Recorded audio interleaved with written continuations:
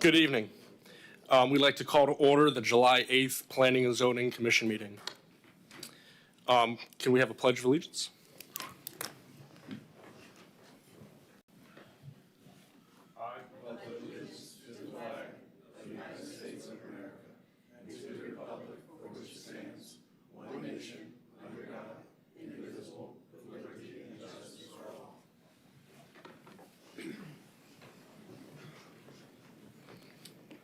All right, can we get a roll call, please? Chairman Aton, Vice Chairman Scully, Here. Secretary Faison, Here. Member Rice, Here. Member Garrod, Here. Member Graham, Here. Member McDaniel, Here. Alternate Member Seidler, Alternate Member Troutman. Here. Awesome, thank you. We have a quorum. Next, we're going to have any approval of the minutes. Do we have a motion or any comments?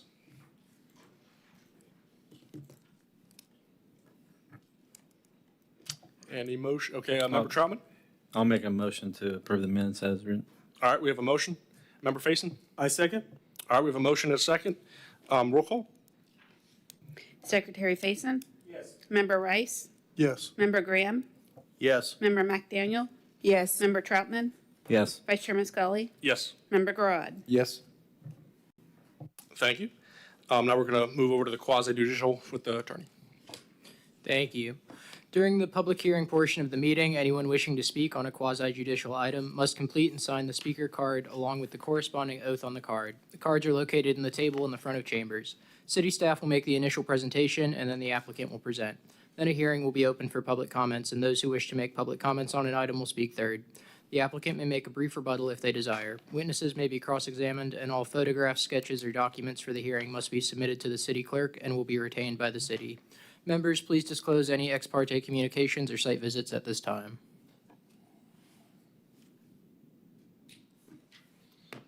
Seeing none. Thank you. All right, with no old business, we're going to move on to new business. 9A. Oh, my apologies. Petitions or requests from public. Thanks, sir.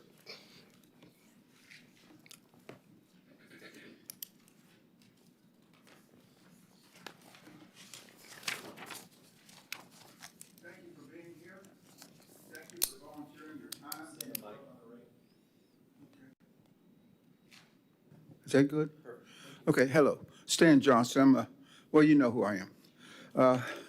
Thank you for volunteering your time and your diligence to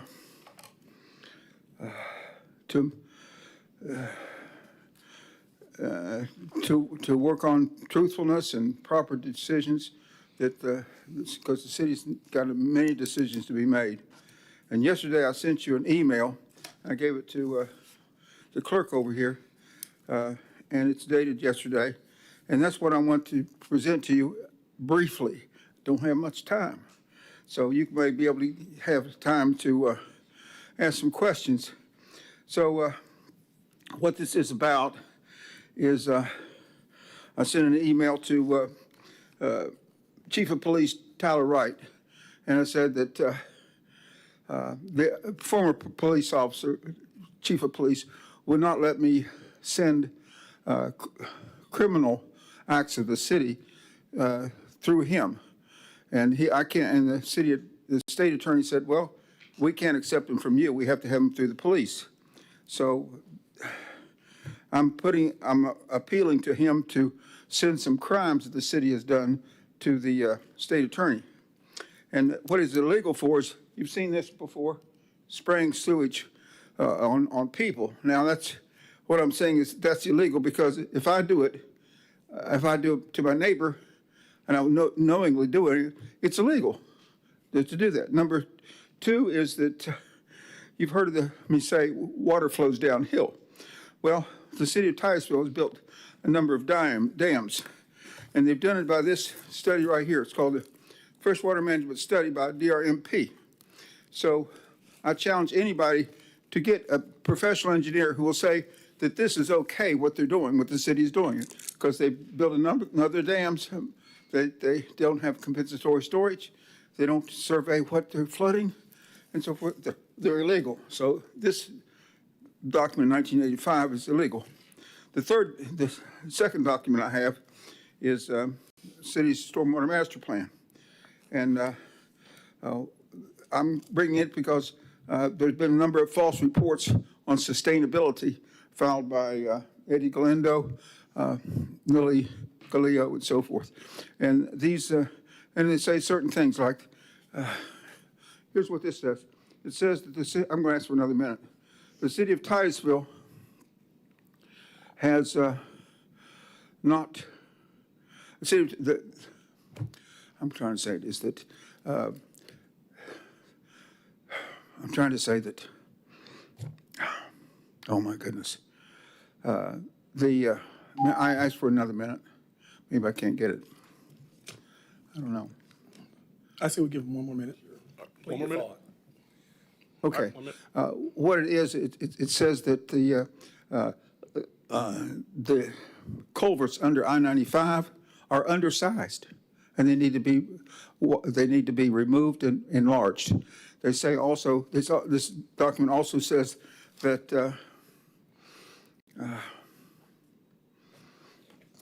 that the floodways to the St. Johns River they need to be inspected and maintained. They're neither inspected or maintained. So we have a problem that this has not been followed for the last 60 years. That's 1966.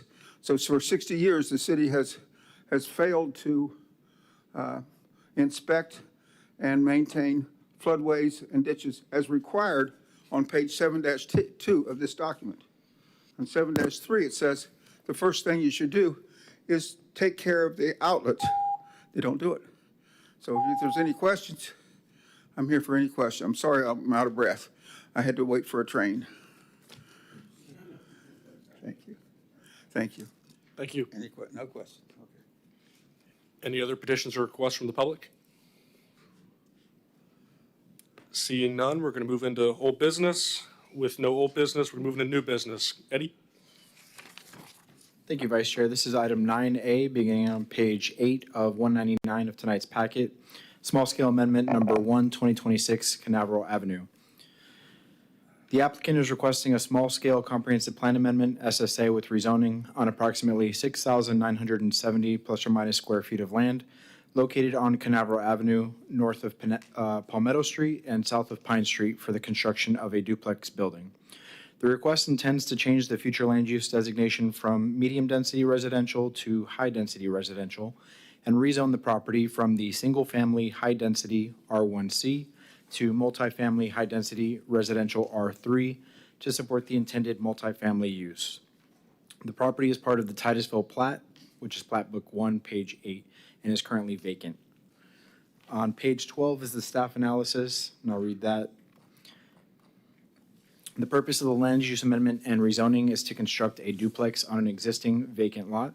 The subject property is in the Canaveral Heights neighborhood west of downtown in a primarily residential area.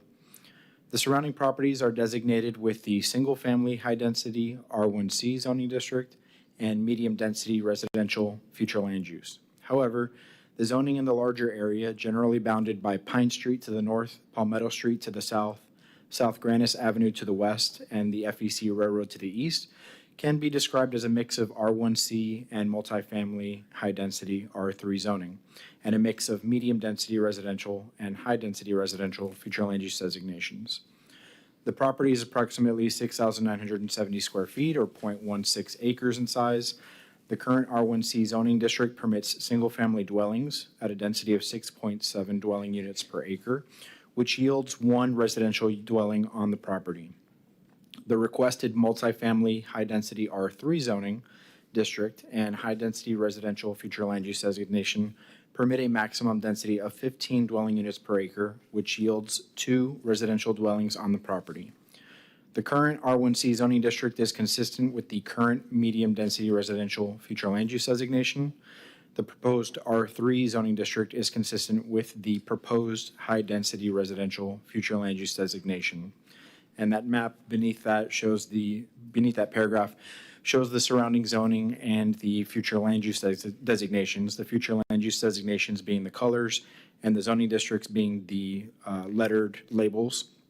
And you'll see that Throughout this area, as was mentioned earlier, between Pine Street and Palmetto Street, there seems to be a mixture of this medium density, which is the lighter tan, and high density, which is the darker tan, and the R1C and R3 zoning districts throughout this area. I'll also point out on page 13, towards the bottom, the underlined text, the staff comment reads, on April 27th, 2022, the council directed the staff to propose a strategy whereby certain portions of the draft 2040 Titusville Tomorrow Comprehensive Plan may be incorporated into the adopted comprehensive plan.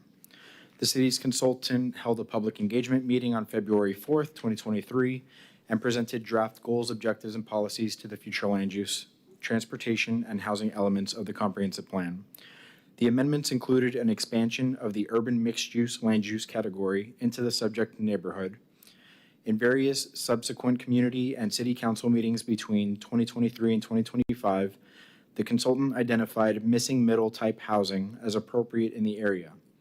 Missing middle housing are small developments such as duplexes and quadplex buildings that fit into walkable neighborhoods. The subject neighborhood is walkable due to the existing street grid pattern and proximity to essential services. In addition, the compact development pattern of the neighborhood demonstrates an efficient use of land. These characteristics allow for an increase in density and overall intensity of the area. Next, I'll point the commission to page 18. Page 18, the existing zoning, number 2, towards the bottom. The existing zoning, if deemed consistent with the comprehensive plan, shall be presumed correct unless substantial change in the area has occurred since the original zoning.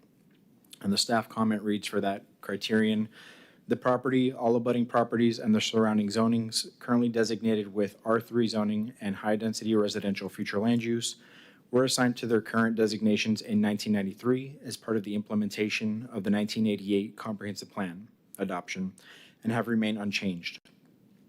No substantial changes in the area have occurred since the original zoning. The requested R3 zoning district is consistent with the surrounding zoning.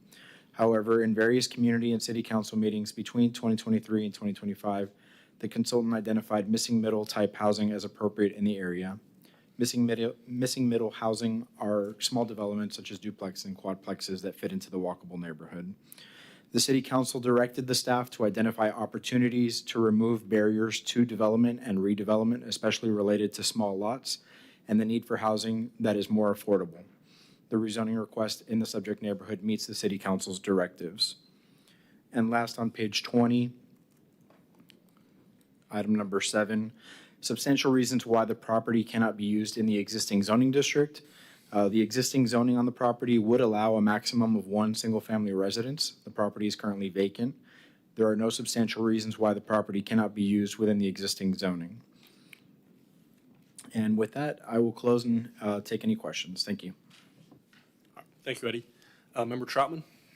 Hey, Eddie, on page 10, the staff report says that we're approving for high-density residential on R3, but the applicant's forms on page 23 and 29 say UMU. Which one are we actually voting on? Sure. Thank you for allowing me to clarify that. So the applicant originally submitted the request for UMU. And as was mentioned previously, there was a direction from council to expand the UMU into this neighborhood. And so since that hasn't happened, the applicant figured they would get out ahead of that and zone this property UMU. However, since that change hasn't been made in the comprehensive plan and we're currently prohibited from making changes, publicly initiated changes to our comprehensive plan, the suggestion was made to the applicant to choose a zoning district and future land use category that would be more consistent with the current pattern that's in the neighborhood. And so the applicant had emailed confirming that they would like to change their request to R3 and high-density residential. Member Faison? Hey, Eddie. So when we're talking about a walkable neighborhood, what is the definition of a walkable neighborhood? I don't have a definition in front of me from any of the typical sources, APAs or such, but usually you would look at sidewalk connectivity in the neighborhood and amenities or attractions that are easy to walk to. So if I'm not mistaken, I don't think there's any sidewalks in this neighborhood. And that when we're looking at walkability, to go along with affordability. And one of the reasons why we're building this house is to create more affordable housing, which needs to have a walkability score, which has to have an affordability score. This property doesn't, as far as I know, doesn't kind of meet that standard. But I get that we have the future land use of the R3 in increase, but I just want to just say that it's not a very walkable neighborhood. And I'm sure that once they finish building it, those who live there won't be walking in that neighborhood. Member Seidler? Thank you. I have a question. We keep talking about affordability that we need affordability and walkability. There aren't any sidewalks. And my question is, because staff, you refer to affordability quite a bit in this. I don't see anything in the application that requires these to be affordable or owner occupied or sold below market value. Is what makes these affordable? The idea of a duplex allowing for an additional unit to be rented out provides some additional income for the property owner. So, and that comes to my next question is, during the community meeting that the owner had, they discussed that they basically manage a portfolio of rental properties and referred to our renters. So my question is, are these planned to be kept by the owners and rented out, or are they planned on being sold? So as far as zoning is concerned, we're not as much concerned with the owning or the leasing of the unit. It's more about whether the duplex structure is appropriate. As was mentioned, the current zoning on the property is single family, and so if that's more appropriate for the neighborhood, then I'd suggest keeping the current zoning on the property and not approving of this request. But maybe the applicant may be able to shed some more information on your question specifically. Okay, and when I'm looking at page 11 that shows the aerial map, I just see single home, single home, single home, single home, single home, single home. They're all single-family residences there. And then I look at the Kimberly Horn where where is that? Where they show there we go, on page 14, the Kimberly Horn transportation housing elements where we're missing middle housing.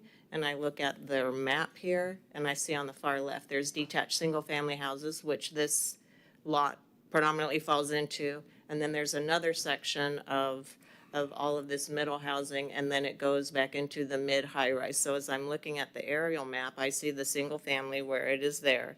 Then we have single family, and then we have the railroad tracks, and then more of where I would see, according to this Kimberly Horn thing, the missing middle housing would be kind of in that section, and then to the high rise. Am I interpreting this? So I think what you're describing in Yes. the graphic is the gradient, the transition of less dense to more dense residential structures. That's what is defined as the missing middle housing, is the gap between the single-family residence and the mid-rise and high-rise residential buildings, the townhomes, duplexes, quadplexes, forecourt homes. As far as the neighborhood, it's hard to tell from just an aerial what the structures are. I can tell you that we looked at several of the Brevard County classifications for the structures, and not all of them are single-family homes. The overwhelming majority are, but there are triplexes and duplexes and quadplexes throughout this neighborhood currently. And this neighborhood was identified by council as an area that, if implementing the Titusville Tomorrow program, would have expanded the urban mixed use to further south towards this portion of the neighborhood, which does allow for more dense structures and mixing of uses, allowing, for example, a small commercial, maybe an insurance office with a residential mix. And so that is something that council has shown an indication that they have interest in for this area. Okay, all right, thank you. Member Gerard? Thank you, Mr. Chairman. A couple of questions, Eddie. First, back some months past, there was a very similar request involving a land use plan amendment and a zoning that would have facilitated on an existing lot a change so that the development would prefer a single-family home as opposed to commercial. It was down south of Hopkins area. And one of the glitches in it, which I tried to suggest we might want to fix someday, and I think that's coming around, is the density within the land use and zoning. And in this case, the question I have is the 65-foot wide lot and the R3 zoning as opposed to the zoning that's there. What are the setback requirements for the current zoning? 65 feet's kind of a small lot to put a home on. In some cases, the homes that are out there are similar. And then for a duplex, what's the setback going to be if the zoning is approved? And does that leave enough adequate room not to conflict so that, as the example I mentioned earlier, that the applicant has to come back and get a variance from some standard they can't comport with? Yes, sir. In the R1C, the setbacks, excuse me, the front yard setback is 25, interior side yard are 10, and rear yard is 25. In the R3, it's dependent on the structure type.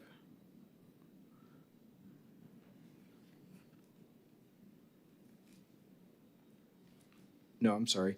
In the R3, the front yard setback is 25, interior 10, and rear 25.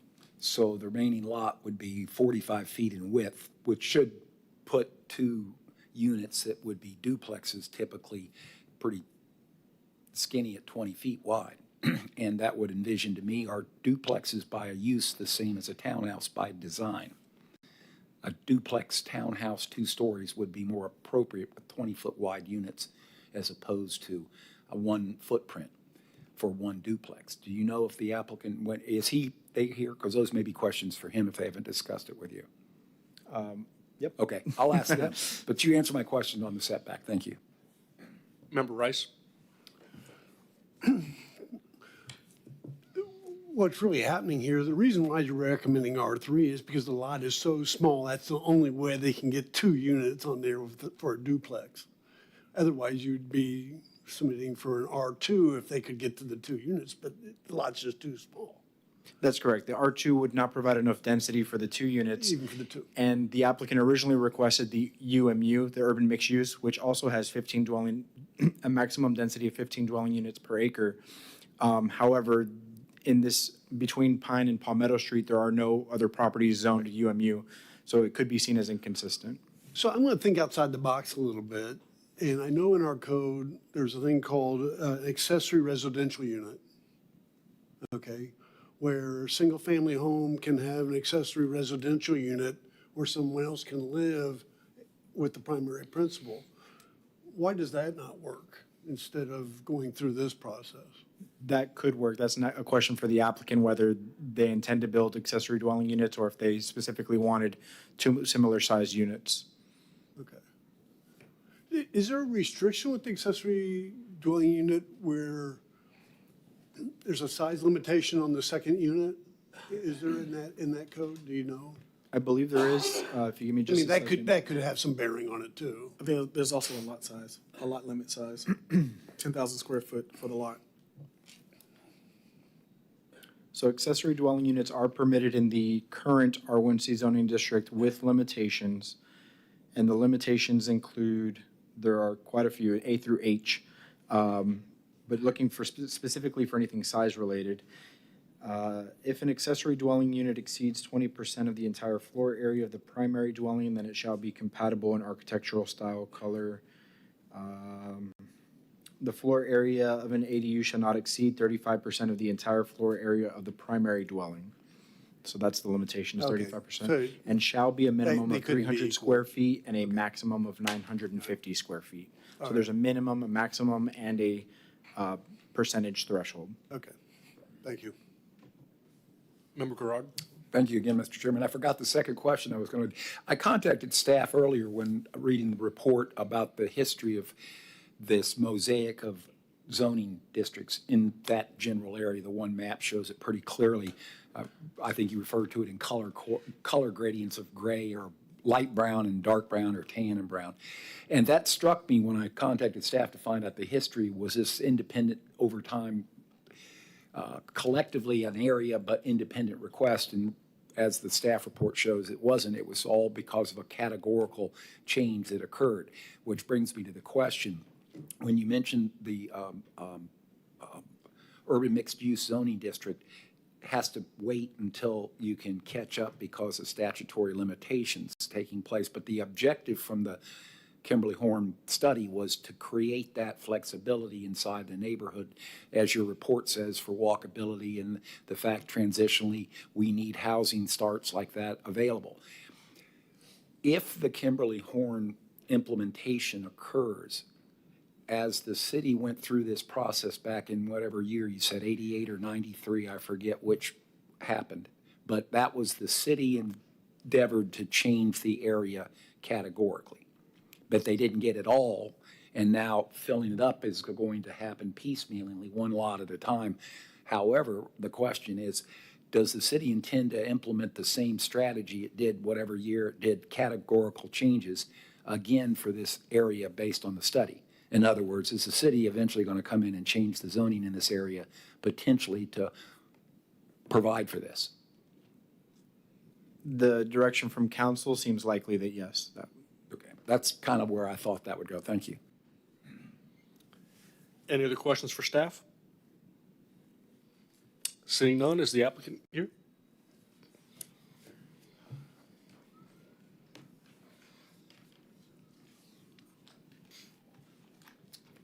Hello, everyone. I'm Joshua Wilson. I represent Gold Coast Developers of Florida. We are the applicant. We have owned the property for about a year and a half.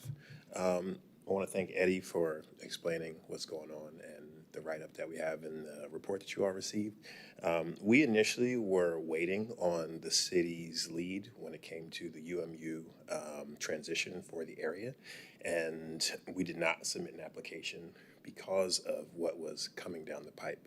But then Tallahassee decided to Bigfoot local government, and we're seeing this issue play out across the state with fairly reasonable adjustments to the future land use to try to mitigate some of the inconsistencies that the current zoning is having with the future development goals that municipalities have, and that is what we're experiencing here with the Canaveral Heights District. So we sought the UMU district because of some of the relief that it provides with the side setbacks, the front and rear setbacks as well. And again, we wanted to build something in collaboration with the vision that the building department and the tons of money that is spent on studying the area to deliver on some of the goals that the city has.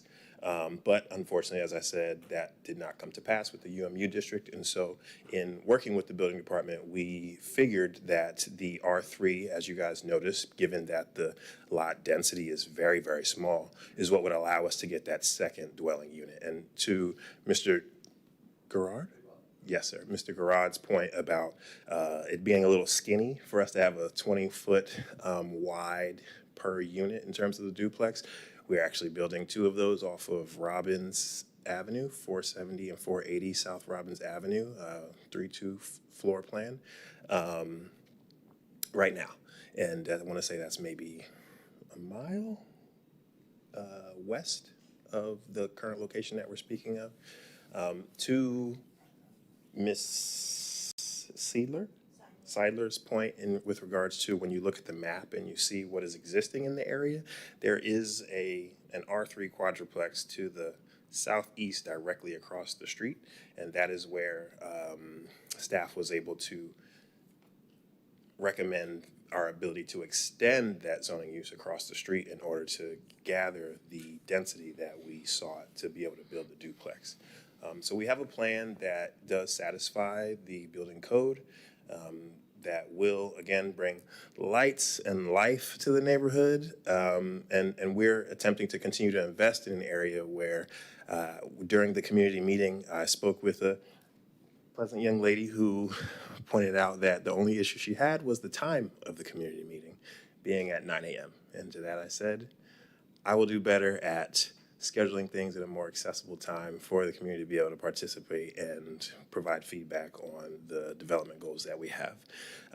And thereon, after in that conversation, we somehow started talking about a recent shooting that occurred in the area.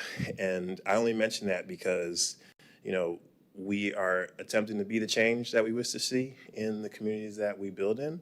And so I hope that this Planning and Zoning Commission can support our effort to continue doing that. Please, any questions that you may have, I would love to answer. Member Gerard? Thank you, Mr. Chairman. Just two questions. I heard your response. I may have misunderstood when you've got a product you're going to put on there. You're aware of the setbacks. It conforms to those setbacks, and it's going to be a single-story building. Won't be 2 stories. That is correct. Thank you. Member Troutman? Question to Eddie. Zoning gets approved or not, or however this goes tonight. If they start building, that infrastructure, that walkability, is that something that the city's going to take on and in front of that house be a sidewalk and start building that out, or how does that go? We'll be required to put the sidewalk in. You'll be required, okay. Member Faison? So you mentioned affordability, and that's a big thing for me. And so Member Seidler brought up an issue or a comment about who's going to own it and who's going to live in it, because we're talking about affordability. And as this topic gets kicked around, one of the things that people never talk about is actually home ownership, because home ownership is how some families began to pass it on and begin to build generational wealth. So as you're building these homes in these neighborhoods, which is great, and when we start talking about affordability, most times that's actually talking about multifamily units. Very seldom does affordability actually talk about home ownership, and not just home ownership, but those that are at 30, 50, 80% of the AMI. One of the things that many people may or may not know is that the AMI for Titusville is actually lumped in with Palm Bay, so all the way down. So Titusville's AMI right now is $100,000. And so when we hear affordability, at least I automatically calculate what that AMI, what they're building for, which is actually the 120%. Because again, at 120% of the AMI, which means a family of 2 or a family of 4, that makes up to $120,000, whatever home that they can afford is considered to be affordable. But that doesn't take into consideration those that make 50%, 80%, 30% of that same AMI. And so when I hear affordable, like you're building right now, right, your target audience is that 50, 30%, 80% of the AMI, or are you targeting that, again, that 120%, as we see very common here when we talk about the topic of affordability? Very good question. I want to say that our product serves existing Titusville residents as well as the transient residents that are coming here as a result of the space development that we're having and the other new industry that is coming to the area. We built a product that is at or below the median home price. I want to say the median home price in the area is about $290,000. And our single family product that we build in the R1C district, we sell for about $280,000 or $285,000. We just had a town home that we completed construction on last summer, 8595 West Town Place, and we just learned something new, that you can actually convert a townhome to a duplex. And we found this out because the intended buyer was using an FHA loan to purchase, and they wanted to house hack. House hacking is something where a lot of people are utilizing additional spaces to be able to subsidize some of their income, right?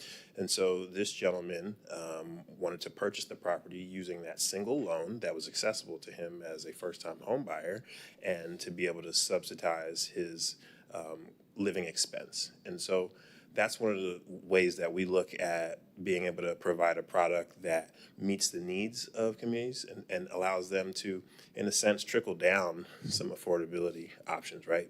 I think that property, 3-2 rents for, I want to say $1,700 a month.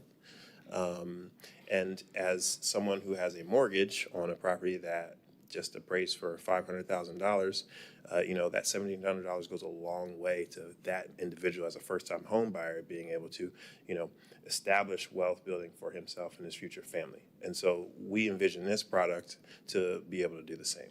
So since you mentioned house hacking, let me and Member Rice had mentioned ADUs. Yes. So in the city of Titusville, we allow 2 different types of ADUs. One is detached, one is one is attached and one is detached. Thinking along those very same lines, there's also what they call multi-generational living. Yes. All the same product, right? Again, with the cost of housing going up, if you guys have a product like that, again, because I'm looking at home ownership. When I look at affordability, right, I like to look at also raising home ownership. And so since you are a developer or since you build and sell homes, that's an item. But let's get back to what we're talking here. So in that area that you're building in right now, and again, we're talking about walkability. And we're talking about safety because you brought up shooting in that neighborhood. And then the city has talked about doing UMUs. And again, I'm aware of what the city is looking to do in that area.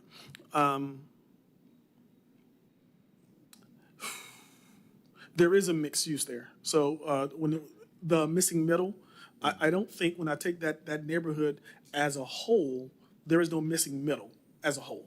We have R1, we have R3, and we have it in one area, in one neighborhood. I don't think that when we're talking about the missing middle, it has to be on the same street.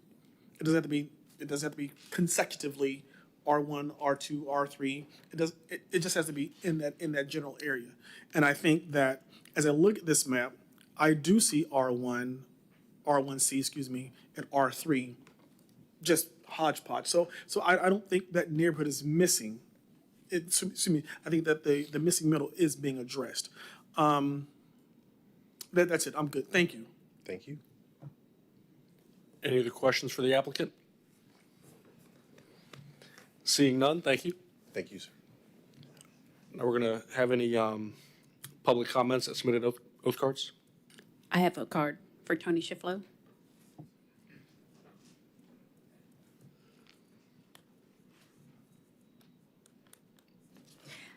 I came before council back in, a long time ago, last year, as a matter of fact, because about these guys having their public meetings in neighborhoods that are working class where they want to change the zoning, and they have their meetings Wednesday, July 23rd, 2025, 9 a.m. for a multi-unit that they wanted to put on the corner of Elizabeth Avenue and Queen. I did attend the meeting on February 10th, which was a Tuesday morning in a working class neighborhood at 9 a.m. There were two of us there. I spoke with the other woman who had attended, and she reminded me that we did like the plan that they presented for a duplex. I, however, want to speak about a couple of other things. I've chastised these guys about their inconvenient meeting times, and I'm going to present to council that perhaps somebody needs to present that when the developers have meetings, they need to have them at times when significant amount of the population affected can attend. Multifamily dwellings, I live on Tropic Street. Sorry, I didn't address that. And Kimley Horn's vision for the West Titusville, they call it, we ask to be called Canaveral Heights, is a nightmare. We're fighting this overlay of the urban mixed use, the UMU, for the whole community. It's a terrible idea, and Kimley Horn has not presented well for us. Sidewalks, I want to say, build them, nobody uses them. I live in the neighborhood. They ride, they walk, they roll their wheelchairs, they pull their carts, they drive their golf carts on the streets. Nobody uses the sidewalks that we have. And I don't think that's an issue. Now, this plan conforms to, they say it conforms to the surrounding area. I want to make sure that it conforms in scale, height, and setbacks, and that it conforms to the rhythm of the community, single-family, one-story homes. I think it's important that as we infill, because there's a lot of empty properties there, I think it's very important that we infill with concern and attention to the existing homes, many of which, mine is a designated historic structure on Tropic Street. There's another one a couple of blocks away, and there's several other homes that could be designated as historic structures. So I just want everybody to keep in mind as we make these zoning changes and things that we must keep in mind the prevailing neighborhoods already. We're not against infill, proper infill is appreciated and will be welcomed. And I don't know if they've changed their plan. I don't know. Thank you. Any other cards? No more cards. Thank you. Does the applicant have any rebuttal? Mr. Chairman, I just had a question for Ms. Shiflow, if I could. All right, absolutely. I was going to catch you before you all the way back down and sat. Thank you. Yes, sir. I queried the applicant on what the structure, you closed by commenting about being similar to what's there in height and setback and demeanor and style. His response was a single-story duplex that's going to meet the standards. That seemed like that addressed your concern about similarity in structural size. That's what I said because, and then I said, I don't know if they changed their plan because since this has all been presented, the property next door to the north, the immediate property, is now for sale and vacant. And my fear is that they will jump on, buy that, tear the house down, and put up a multi-story structure of maybe 4 to 6 apartments because they'll have a expanded territory. So that's why I said I wasn't sure if the plan I had changed. understand. Thank you for your answer. Thank you.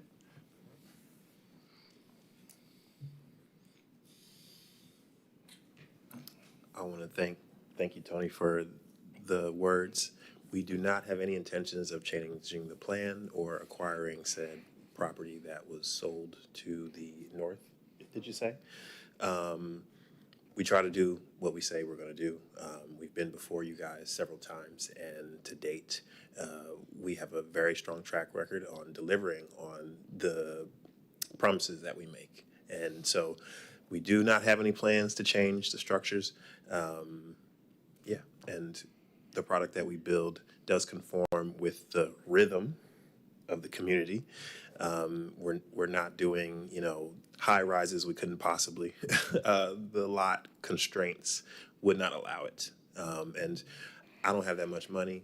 I use my mother's 401k money to develop properties here, guys. So I am not a big bad developer. I'm just Josh Wilson, who, referees basketball at Eastern Florida State College for the last 15 years. So, yeah, thank you. Wait, Joshua. Member Rice has a question? So based on what you just said and what we heard, if we were to pass a motion with the condition that it was upon approval for a single-story duplex building only, that would be acceptable to you? Yes, sir. Okay, thank you. Thank you. Any other questions, comments, concerns? Member Gerard? I was going to say we can make a motion if you're ready. Let's do it. Following the staff recommendation and from the discussion tonight, I would like to recommend on the comprehensive plan amendment approval as requested, as it reports in considering the compliance with 3440 of the code and the provisions of chapter 163 and 166. Would comment this is a comprehensive plan amendment, and I don't think you can put a condition on a comprehensive plan amendment.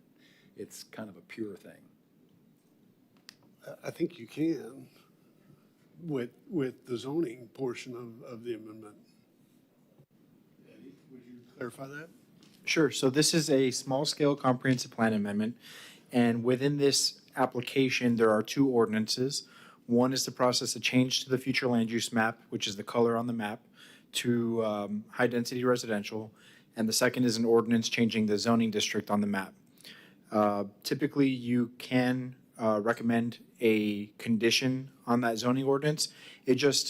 Staff typically does not recommend doing so, just because it becomes more burdensome over time. Each zoning ordinance becomes unique rather than falling back on the standalone zoning district.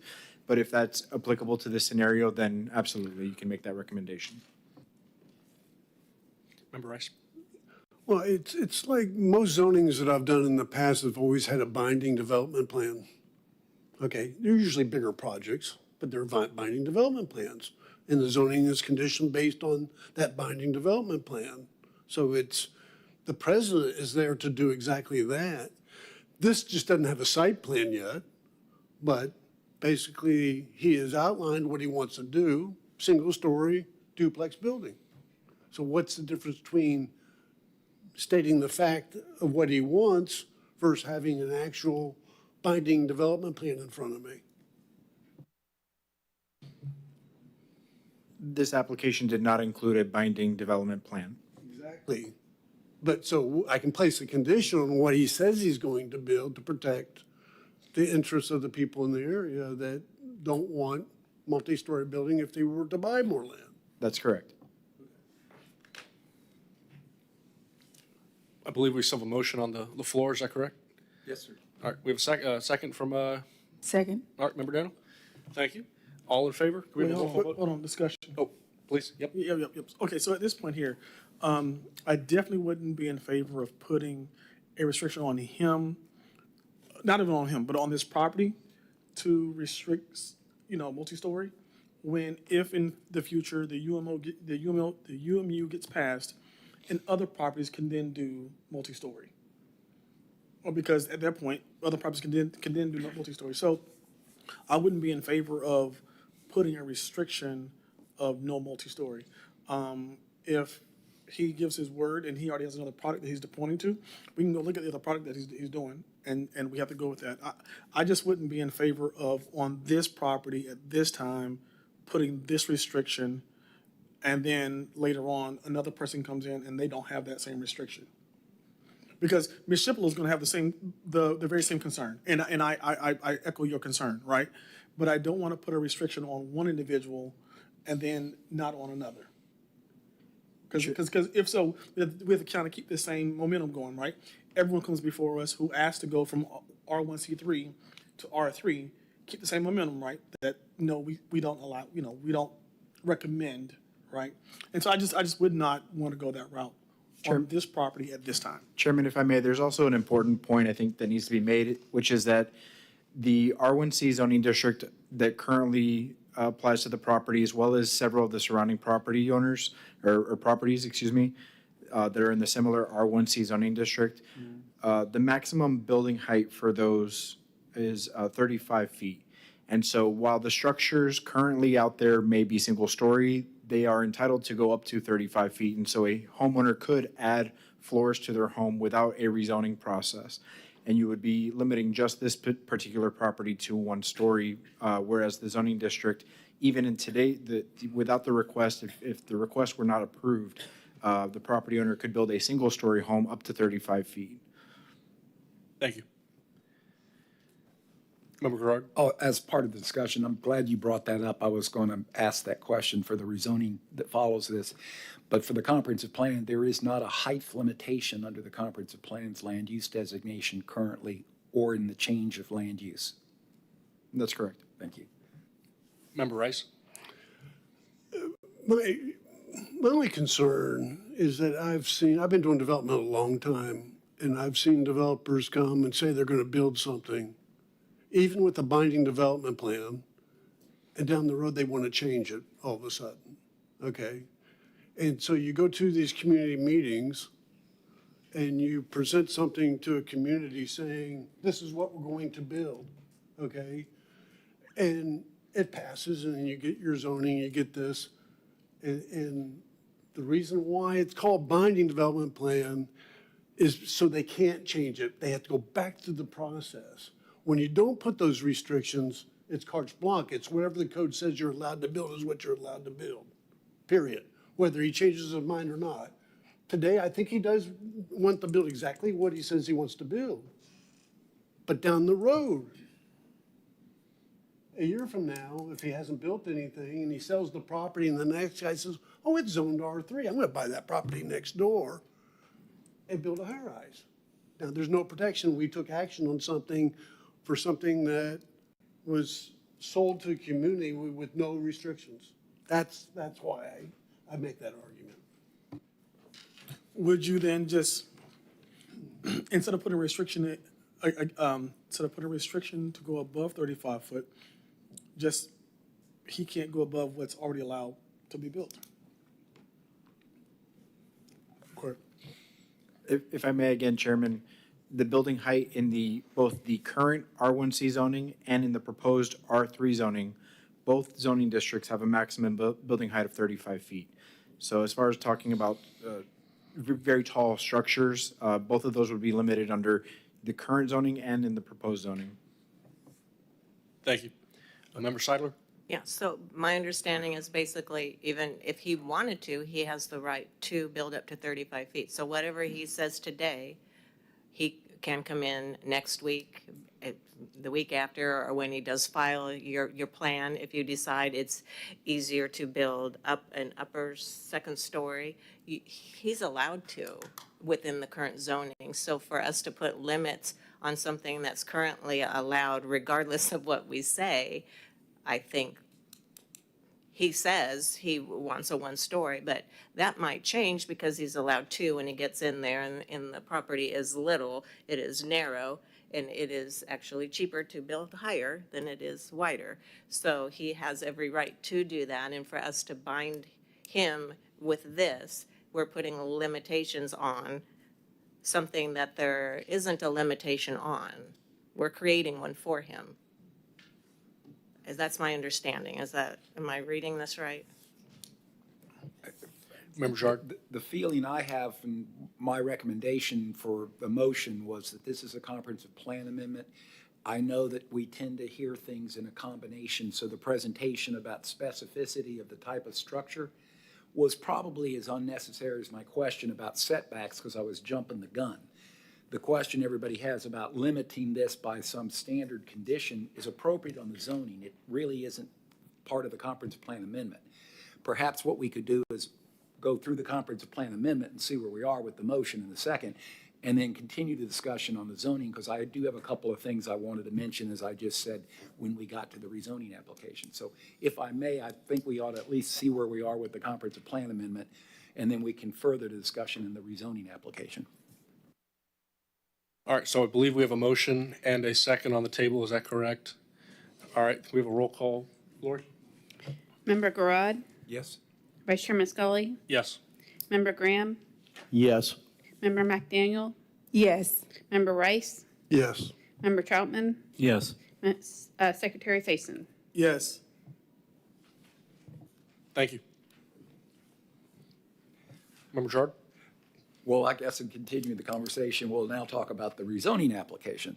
And what I'd like to respond to is, if you can think about this, and the purpose of my query earlier about what's left from the derivative of setbacks and lot width in the standard, and the applicant said he's got a design that works.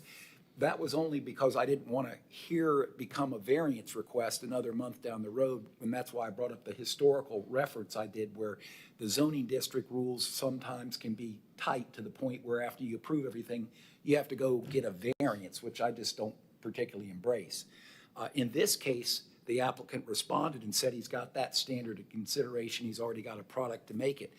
To try to build a high-rise on a 65-foot wide lot is probably impractical, to say the least. May even be impossible unless you start considering, well, we'll have to get a variance, which I, again, don't support. I believe conditioning zoning also has, as Eddie reported, and I agree 100%, maybe 1,000, trying to keep track of something like a condition on a zoning application for 5 or 10 years down the road is catching rainwater with a sieve, if you can actually know that that's there. Binding letters, conditional uses, they're their own file, and they tend to be tracked appropriately. One zoning change made in 2026, in 2030, you might not catch that standard being conditioned.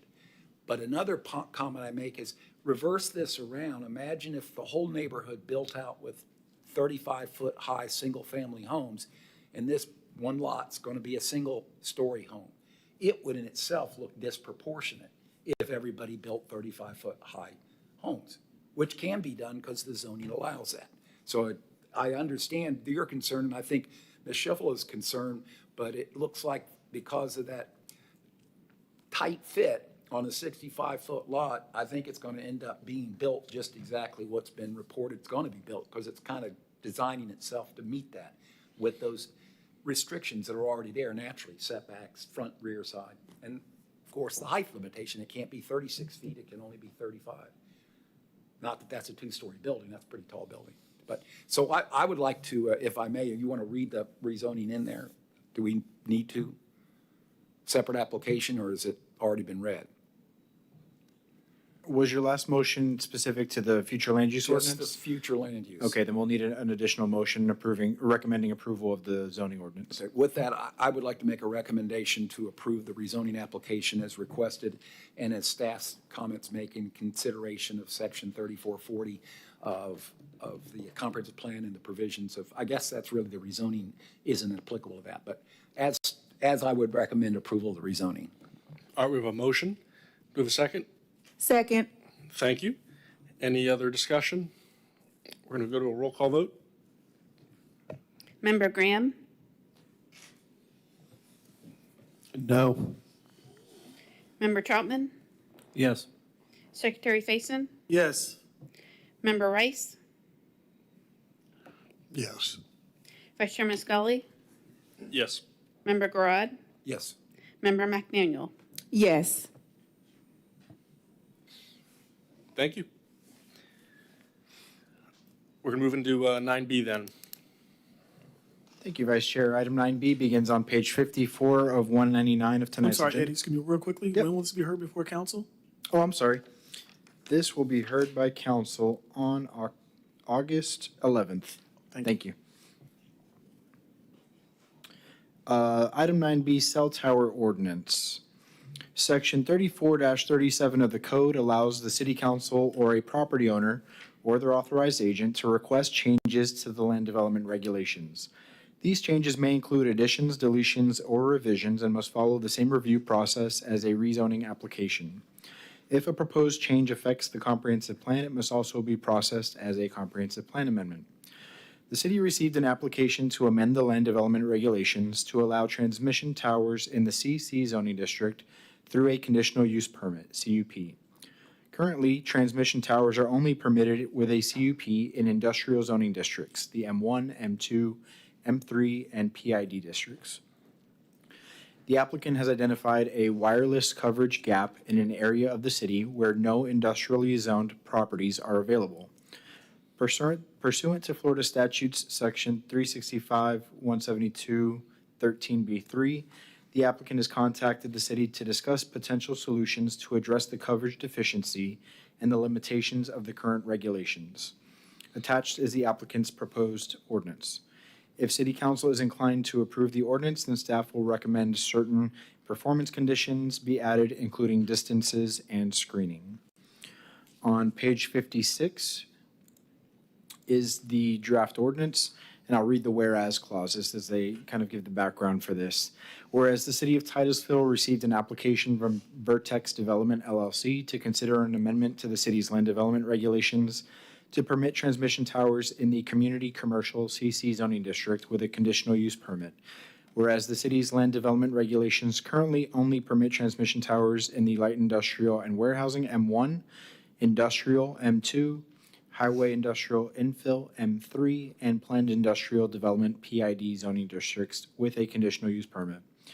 Whereas the city's current permitted areas allowing transmission towers only in industrial zoned areas may be deemed too restrictive to promote the intent of Florida statute section 365, 172, and whereas the applicant has provided technical data identifying an existing telecommunications network coverage deficiency within the city limits of the city of Titusville, and whereas the applicant's data demonstrates that there are no properties zoned M1, M2, M3, or PID within a 1 mile radius of the proposed location of a transmission tower intended to resolve the telecommunications network coverage deficiency. On page 57 of the ordinance is the use table. We kept it to one page with the heading on top, make it easy to see the change.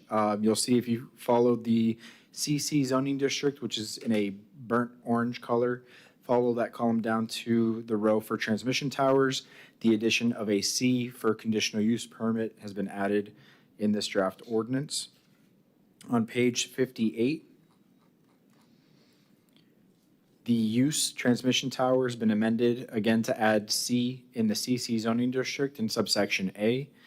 In subsection D, adding the community commercial zoning district to the list of zoning districts where this would be permitted.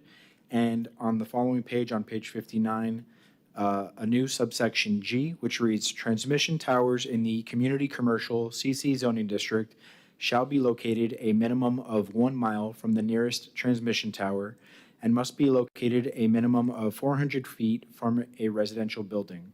The enclosure shall be screened with an opaque solid fence and evergreen vegetation. Vegetation shall reach a minimum 8 feet in height within 1 year of planting. On page 65 is the technical report that was provided by the applicant.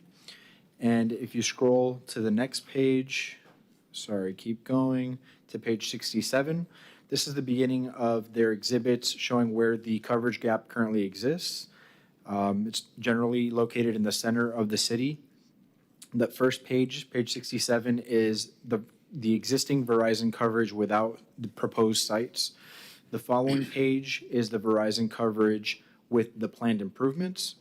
And the final page, 69, is the Verizon coverage with planned sites and the proposed tower. And so between those three series, in that map series, you'll see that the red, the lack of coverage towards the center of the cities,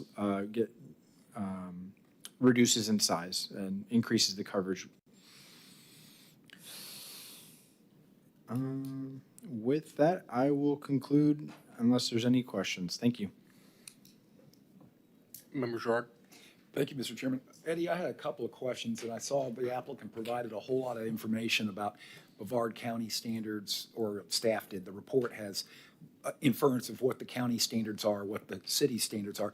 It's kind of ironic, or not ironic, it's kind of coincidental that the majority of the population's inside the area that's not served well, because we don't have a lot of commercial, not a lot of industrial zoning, which kind of seems counterintuitive, where you have a lot of use, but you don't have a lot of available sites. So it kind of seems like it's pointing a direction there.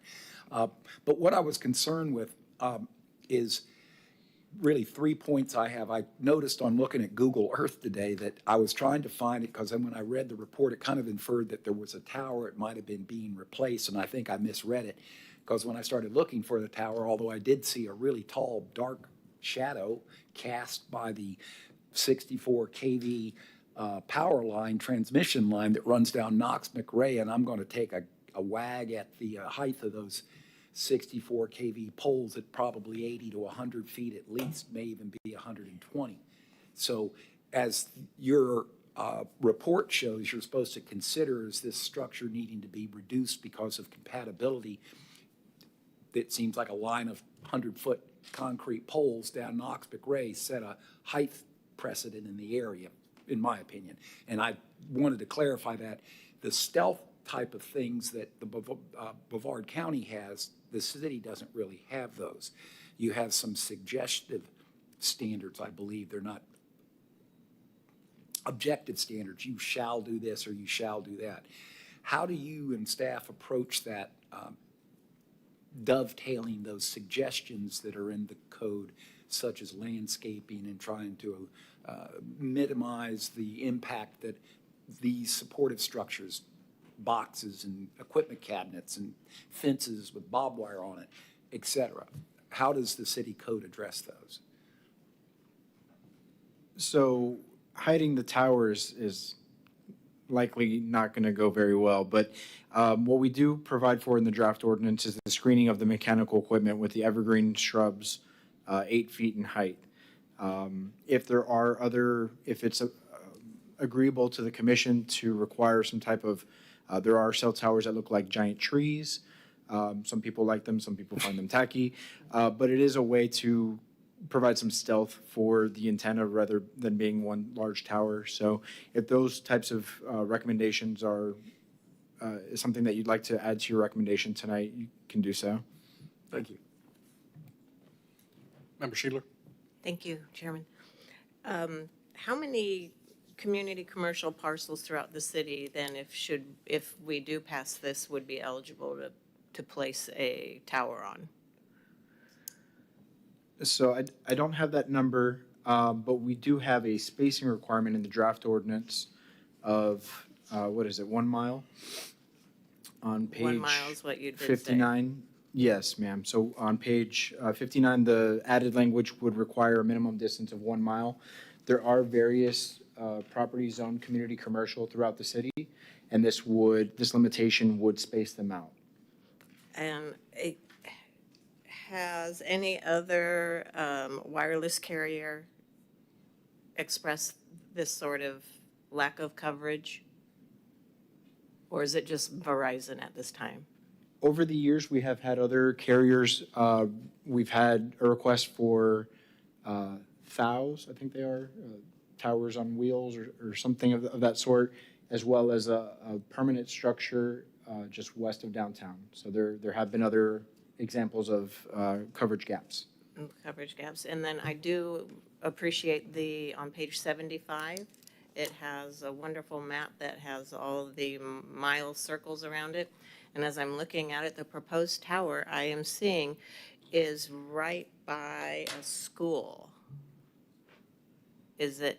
And as I read the report, it says that they have obtained the lease for that property. So I'm assuming that they've already obtained the lease. And then my next question is, if this is Verizon and it is one coverage gap, which is pretty significant, and it's one developer has leased that parcel, is it possible to address this in a singular, in a site thing, instead of changing the whole, rewriting the whole city's zoning to allow towers in all CCs? Can we not address this because it is it's very specific? And instead of making and changing it to a general and allowing towers to be maybe placed all over versus addressing this? Sure. Some of that I'll leave to the applicant to address as far as the site selection. The map on page 75 is very useful in showing where the existing towers are, where the coverage gap is, and the proposed tower. I will caution the commission that the proposed tower location, even if they do have a lease secured, is only proposed and has no bearing on the adoption of this ordinance. Because if that lease were to fall through tomorrow and the ordinance is adopted, the ordinance still remains in effect. The CC zoning district is next to, is it Madison? Jackson, other president. Jackson Middle School. And my understanding is that the applicant approached the school board requesting to site the tower there, and we're not able to do so. The applicant has paid an application fee to consider this ordinance as presented tonight. And so you can add a suggested change to the ordinance. But as far as whether, this isn't staff-driven, basically, is what I'm trying to say. It's not staff-driven. And have they come to you and talked about other options that we may have that would get better coverage here? Are there other options besides changing the zoning throughout the entire city? The most recent discussion with the applicant was about how to address the potential proliferation of cell towers, since there are many properties zoned CC. And my understanding is the applicant provided that 1 mile distance requirement to try to space it out throughout the city, as well as the screening requirement for the mechanical equipment to reduce those nuisances. Thank you. Member Faison? Any other questions for staff? See none, we'll talk to the applicant. Good evening, Mary Solik, 121 South Orange Avenue, Suite 1500, Orlando, Florida. I am legal counsel for Vertex Development, who is the applicant on this particular project. Vertex is a tower developer. They build vertical infrastructure, and then they lease that space out to the wireless carriers. We're now down to 3 wireless carriers left in your marketplace: Verizon, T-Mobile, and AT&T. That's it. So when Vertex has been a client of mine for a very long time. I've been doing cell tower zoning work since 1996. I did 2 other towers here in Titusville a very long time ago. They came to me and they said, our customer, Verizon, has come to us with a build-a-suit, and they need to get coverage in this area of Titusville, and they can't get in there because all of the properties are zoned residential or commercial or anything but industrial. You only allow towers on industrial properties. And if you look at that map on page 75, you can see with the existing rings, everybody has got towers built all the way around the fringes of your city on industrial properties, trying to get as much coverage into your community as they can get. So we have this hole in the middle, and we can't solve it with your current code. There is a state statute that Eddie referenced in the staff report that says essentially it says local governments can prohibit wireless communications. The ordinances can prohibit towers in residential areas as long as it doesn't cause a prohibition in service. And if a carrier is able to demonstrate to a local government that it needs to provide service in an area and it can't get in there, you're to work collaboratively and try to come to a solution. And I'm very happy to report that your staff has worked very collaboratively with us. But before I contacted the staff and used this statute, which in the 25 years it's existed, I've never been able to do it before. This is the first time I've actually used it. The client said to me, "What can I do? Can we rezone the property to industrial?" Well, no, not without changing the future land use too, because the future land use is commercial, and industrial probably isn't a very good use for that property right where it is. I said, you don't have any options. Let's go talk to the city about what they'd like to see. So again, we collaborated with the city staff. They suggested that we propose this text amendment. I know it sounds scary to say you're opening up the floodgates and you're going to allow towers on commercial properties all over your city, but from a practical matter, I don't predict that will happen. I also want to correct something else that Eddie said, that the report that's in your staff report that starts on page 65 is from Omnicom Consulting Group. That is not our report. The statute that I told you about that directs us to work collaboratively also says that the local government can hire their own independent consultant to review the information that we've provided to verify that what we're telling you is true.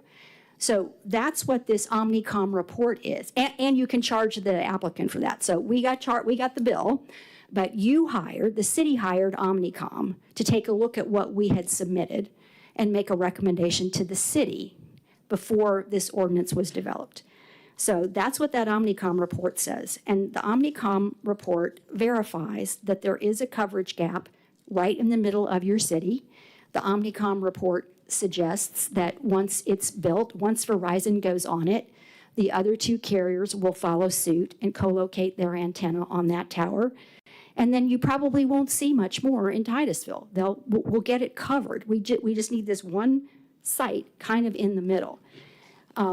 Your staff was concerned about opening the floodgates, so we suggested a tower-to-tower separation requirement. That's the 1 mile thing here. And if you look at that map on page 75, it's got all those circles. Your 1 mile distance from this proposed tower is going to bump up against the sites that are already existing. And I guess I'm saying not very articulately, is that we won't need another one. We've already got it covered from all of these other sites that ring your city. So I don't think it's going to be the floodgate that you think it's going to be. And the coverage maps and Omnicom confirm that as well, is that it's pretty much covered on the fringes through the towers on the existing industrial sites. Okay. And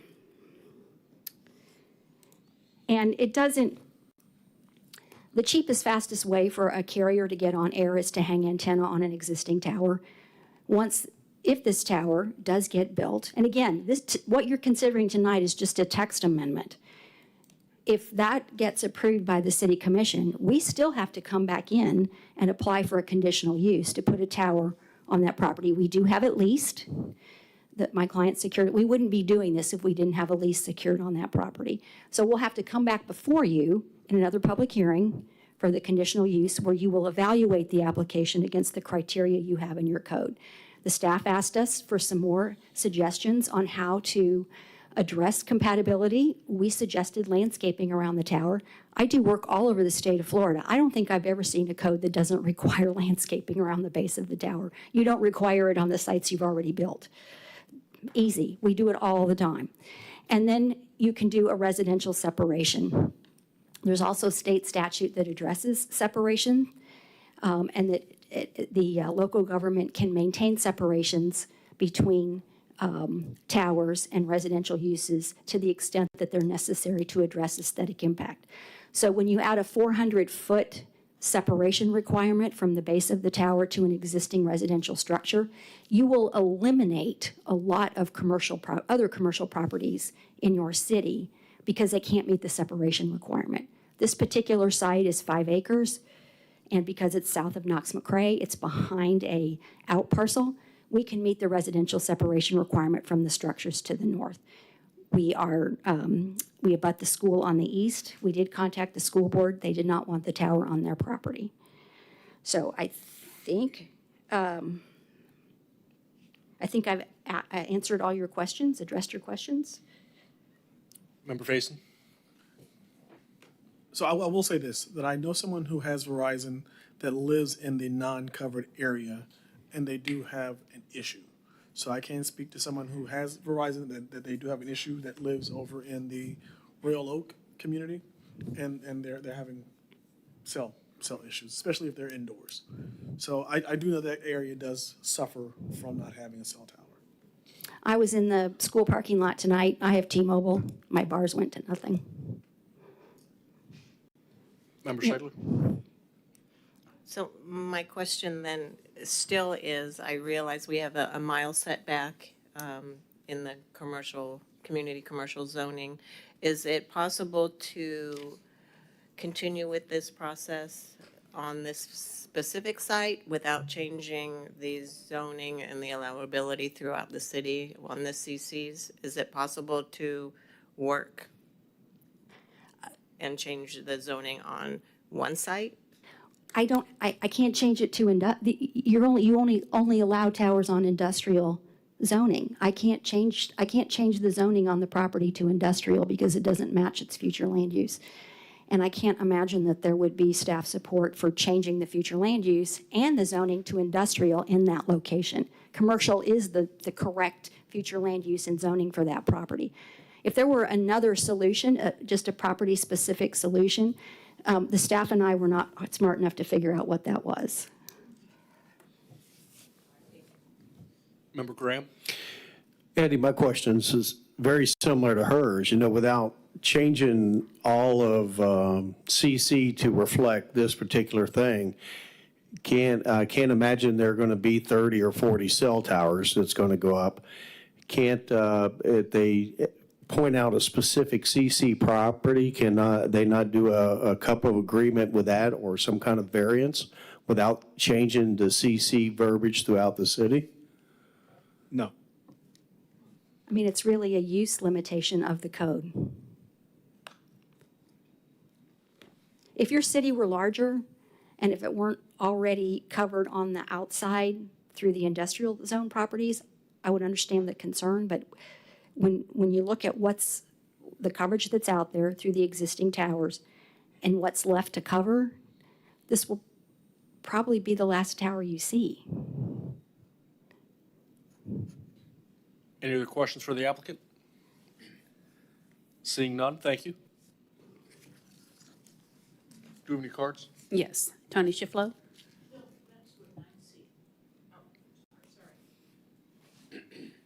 No cards? No cards. All right, thank you. Do we have any thoughts, board?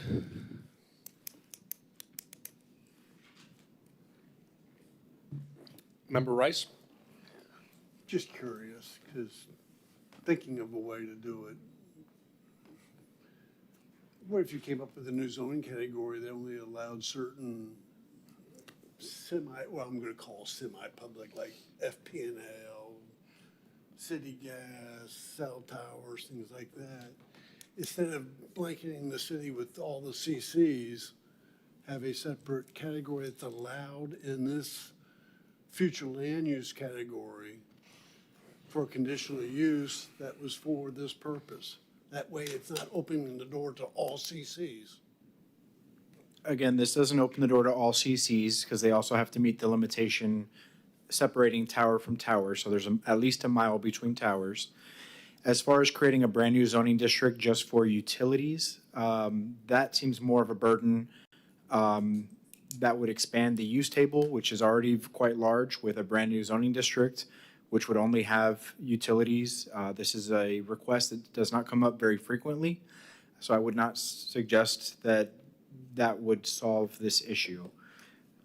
Okay, well, just glancing at this map on page 75, I see 4 areas that have CC categories outside of those circles. If it would help expanding that distance requirement to 2 miles, 3 miles, something larger, that may help the proliferation of towers. But again, the 1 mile is what's currently being proposed. Okay, and this map doesn't cover the entire city either on page 75. There's a chunk in the north and a chunk in the south that is not shown on this map. So I can't really look at the entire city and see what CCs is affecting throughout the community. So, all right, thank you. Member Gerard? Thank you, Mr. Chairman. A couple of thoughts on what staff's reporting on that I'm gleaning from this is the imposition of this 1 mile radius. If you went 2 or 3 arbitrarily, you're probably going to find a conflict with another tower within those radius. The service area that's lacking the way the depiction is by the consultant is, as I introduced originally, was this is a high populated area in the center of the town, and that's where the service area isn't very good. Where you have industrial zoning is usually like industrial zoning is, it's out away from the city. It's by the railroad tracks or over here by the Space Center where nobody lives, at least at this time.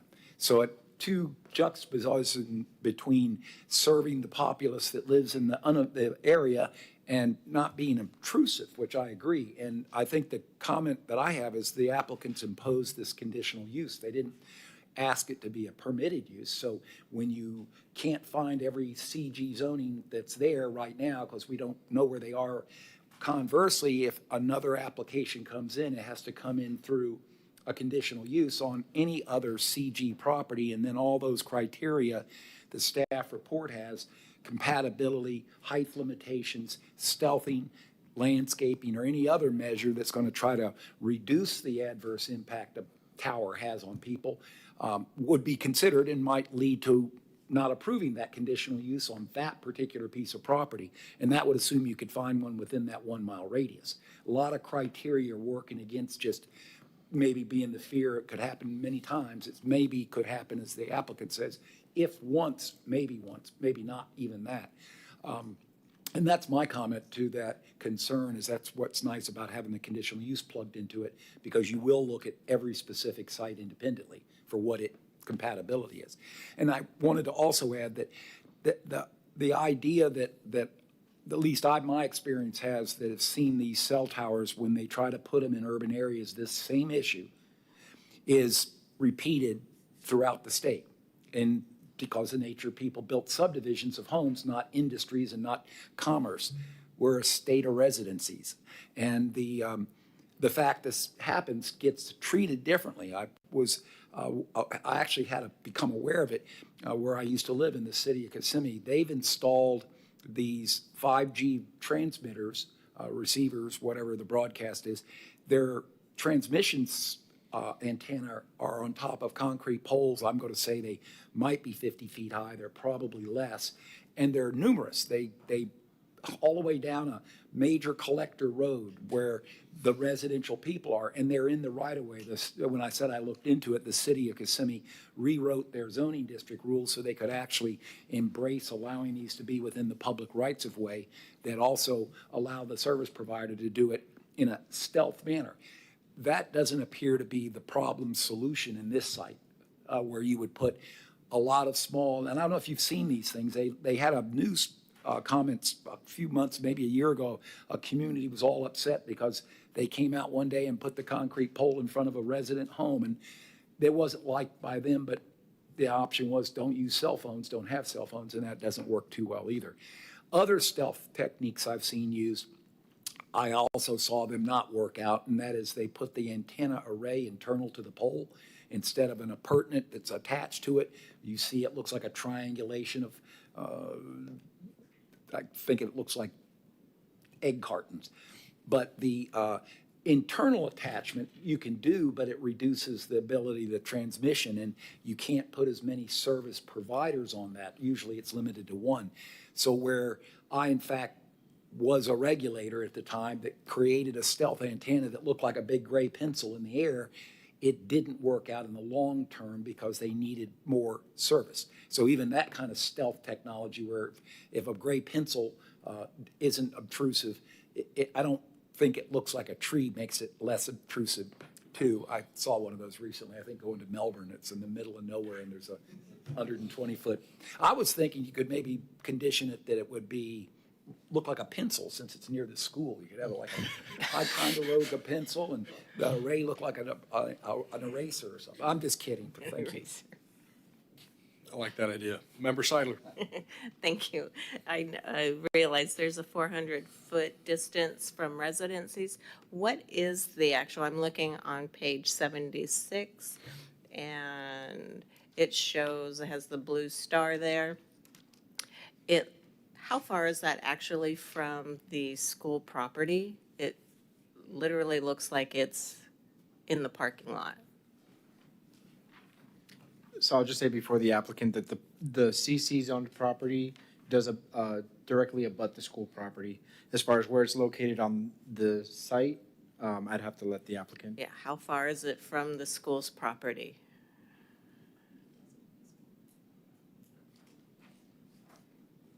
And is the height going to be 150 feet? I see in the report from the independent person, they said it was going to be 150 feet.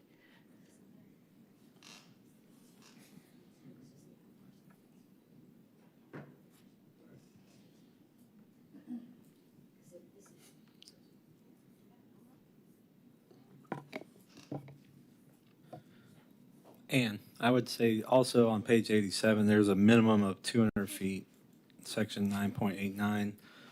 It talks about the height and feet there on right around page 87. 87. That may be that's a different jurisdiction's code. Your staff included some regulations from other jurisdictions around you as a That's sample. Melbourne. Yeah, yeah. The subject parcel is 5.94 acres, and it's irregularly shaped. I have a survey if you have an Elmo. No Elmo? Yeah, I'm showing my age now. Yes. Okay. So it's 5.9 acres, and it has frontage on Knox-McCrae, and it has frontage on Barna. It has two out parcels. There's the shuttered convenience store that's at the southwest corner of Barna and Knox-McCrae, and then there's another little commercial building that fronts on Knox-McCrae, and the tower is proposed to be located behind that. But there is a portion of the subject property that abuts the school property. And we'd be probably, I can't look at that distance. I don't want to speculate here. Oh, wait a minute. Maybe I got a setback here. So part of the, if I may, so part of this is, right, so the question is how far is it from the school property, or is it, how far is it from the school? Because where this property is, there's a big Parking field. lot. Is it Yeah. parking lot or the field? The The field is It's the field. further west. It's next to the field. Yep. So, I mean, when it comes to 400 feet from the building, I think that part's probably met. That was 400 feet. residential. Residential buildings. That was for residential, but I don't know what is the setback? So if I'm the leg of this tower, how close am I to the school? What's the distance between the closest part of this tower to the school? It's probably at least 500, 600 feet to the school building. I call it the property appraiser's tax roll parcels. If you look at it, maybe you can get on yours. this parcel's 5 acres? 5.9.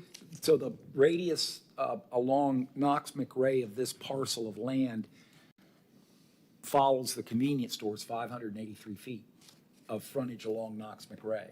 And then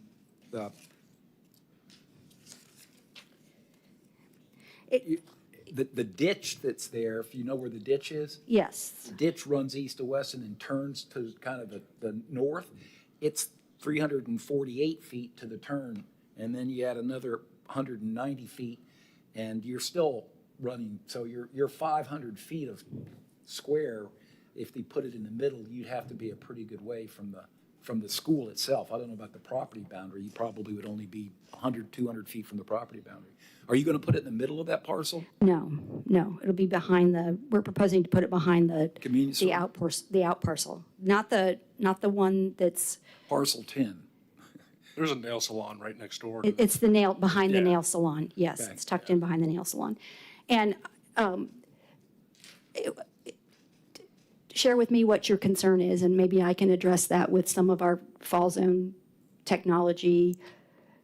Yeah, what is the height of this one? Is it 150 feet? It's proposed to be 150 feet. And where's the fall calculated to be? We engineer that for each tower, and we will engineer this one to be within the parent parcel, so that it will fall within the property that Within we're. the 5 acres? Yes, And yes. it will make it through our hurricanes? Yes, they are designed for hurricane wind load standards. I tell people that in event of a hurricane, you need to be worried about everything else out there that's not designed for the wind load standards before this tower will fail. The monopoles just don't fail. It will be one of the safest structures built. And we put them on schools all the time. We have, my client Vertex has done 7 or 8 schools in Pasco County. I've done them in other counties. There are a lot of schools that allow us to put the towers on the school properties. Thank you. Member Faison? So I was looking this up, and, one of the things that we discussed here was about proliferation of these towers. And with a quick Google search, of course, the federal government restricts cities from actually prohibiting proliferation. So the federal government kind of goes along with saying that, of course, if there's a need for it, and again, this community here needs it, that area is uncovered, then we're kind of a little bit restricted on what we can do or not do. So just kind of be aware of that. When you did the mile radius between towers, what is the, obviously, I think you do know the distance between the current towers that we have. What is the average distance between those? So if we changed it to 2 miles, would that impact the towers that we have there? Because the concern is with everybody up there is that the CCs will allow more towers to be built on if we don't have a distance restriction. Will that impact Yes. you? Yes, we would not be able to do it. Okay. Most codes do have tower-to-tower restrictions, but they're not nearly this big. Usually, I would say the average that I'm seeing is probably 1,500 to 2,000 feet for the separation for guide towers, the really big towers, and the separation distances are reduced when you bring the tower designs down from, the guide towers are deemed to be the most obtrusive, then the lattice towers, then the monopoles. And it's usually a graded separation requirement. But a mile is pretty restrictive. Thank you. Member Faison? And this is for Eddie. And again, I know right now we're talking about cell towers and communication towers, but as our nation moves toward more and more AI and more data-driven, and again, I know this isn't for today, but looking down the path, there may be more of these devices that are going to be required to be run. Like right now we have data centers going in one place, but here they may require who knows what's in the future. So when Member Rice mentioned a utility zone, that may be something we can look at in the future, that if more of these things come out, that we start having that, put them inside of a utility zoning area. Not for today, but for the future. What do you think about that? Well, I don't have a crystal ball, so I'm at a disadvantage. It's certainly something that could be needed in the future.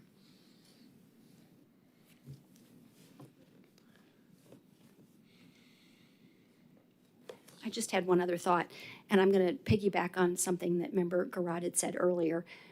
We didn't ask for permitted use, we asked for conditional use, which means we would come back before you and you would see all the particulars and you would judge the compatibility, and every tower that would come in would have to do that.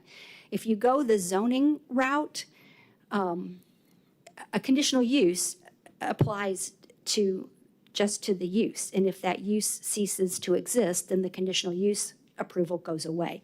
If you change it to a rezoning, that rezoning runs with the land. And we would have trouble getting landowners to agree to that because that's a more permanent restriction on their property, limitation on their property. Thank you. Does any member have a motion or additional thoughts?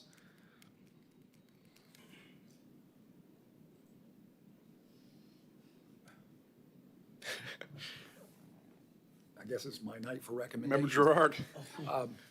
Based on the discussion and the information provided by staff, I think, my opinion is I believe this is a good change to the zoning code. And for the citizens that have bad Verizon service, it's good for them too. So in that light, I would like to recommend approval of the draft ordinance as it's written. All right, thank you. Member Faison? I second. Thank you. Any discussion? Seeing none, can we have a roll call, please? Secretary Faison? Yes. Member McDaniel? Yes. Member Garrard? Yes. Member Troutman? Yes. Vice Chairman Scully? Yes. Member Rice? Yes. Member Graham? Yes. Thank you. Thank you. Thank you for listening.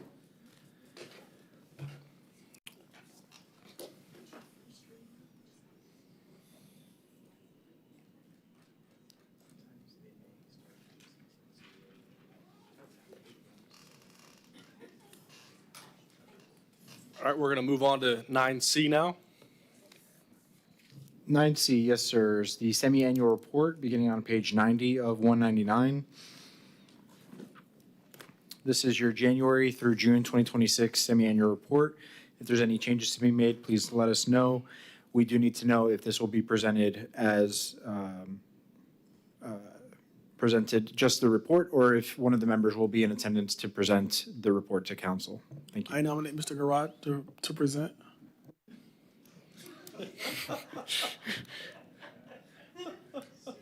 We have a motion? I was gonna second.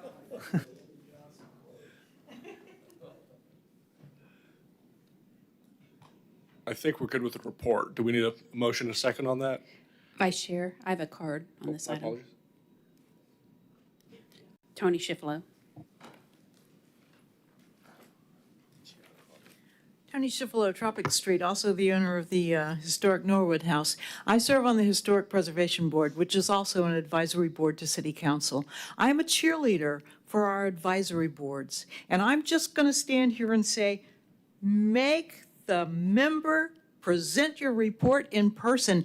Don't miss an opportunity to present what you have done and accomplished, not only to the board, but to all the people at home that are watching on television. I know it's very effective. I have to watch what I wear to the grocery store. You're that woman who's always speaking up to City Council.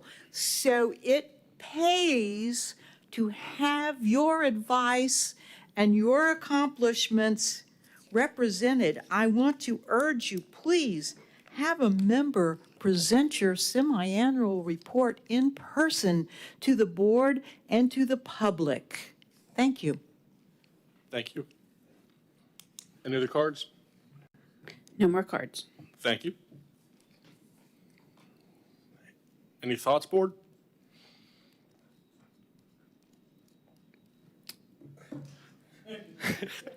I think we're just going to go with the report if that's okay. Is that something we need a motion on?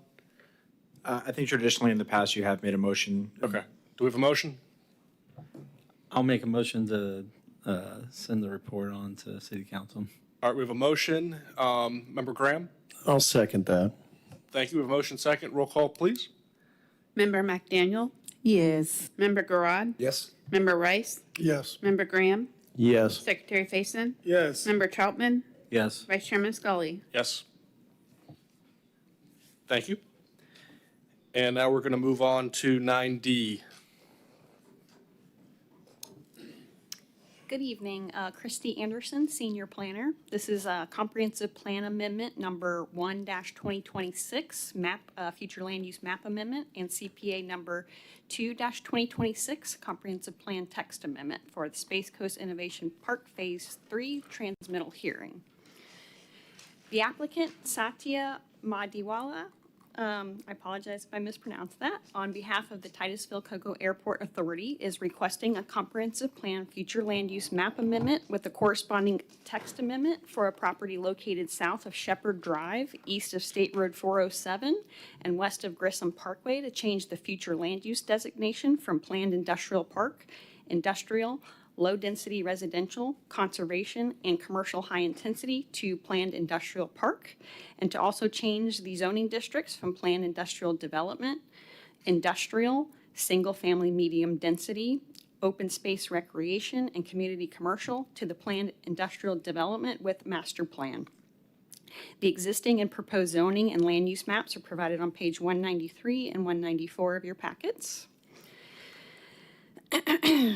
The existing planned industrial development zoning and planned industrial park land use along State Road 407 was placed on the property in 2010, in which a technology and development and public demonstration facility known as the Four Frontiers was proposed with a maximum floor area ratio of 0.32.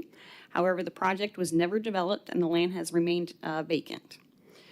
Future Land Element Policy 1.8.14 requires that all requests for the planned industrial park land use require a master development plan, and if the project intends to limit the maximum intensity allowed, then the requested maximum intensity threshold shall be established and listed within the comprehensive plan.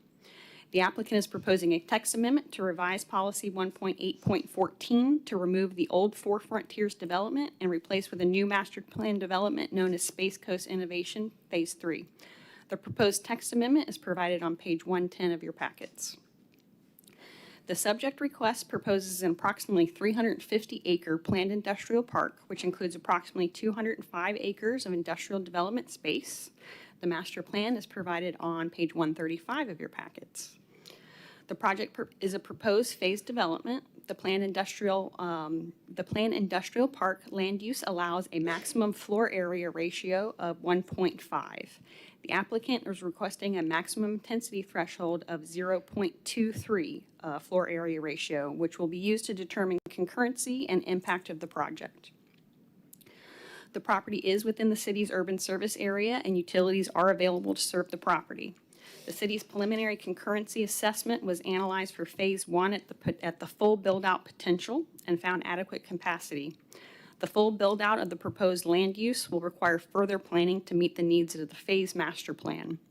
Concurrency will be evaluated with each phase and site plan as they are submitted.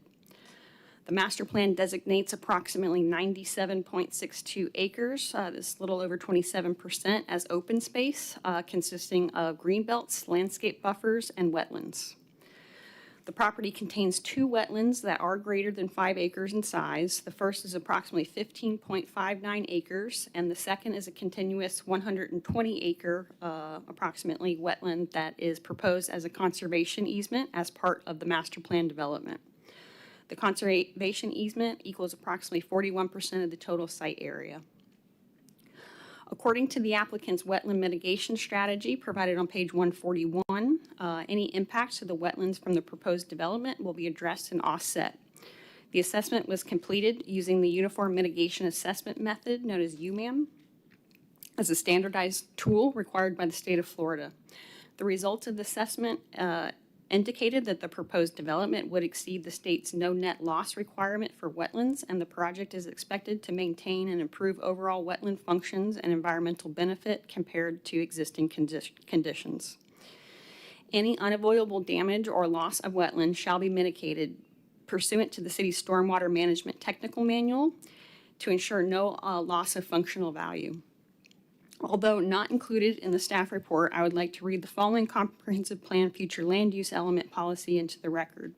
Policy 1.16.4 reads, impacts to areas designated a conservation land use designation shall be considered if it is unavoidable due to absence or feasible and or practical alternatives for reasonable use of the land, or the regulation creates an inordinate burden on the existing use of the land or a vested right to a specific use of the land, or due to a significant site constraint and or practical design modification constraint. The allowable impact shall be based upon a specific evaluation determined through the permitting process conducted by all the regulatory agencies with jurisdiction. And that's the full policy.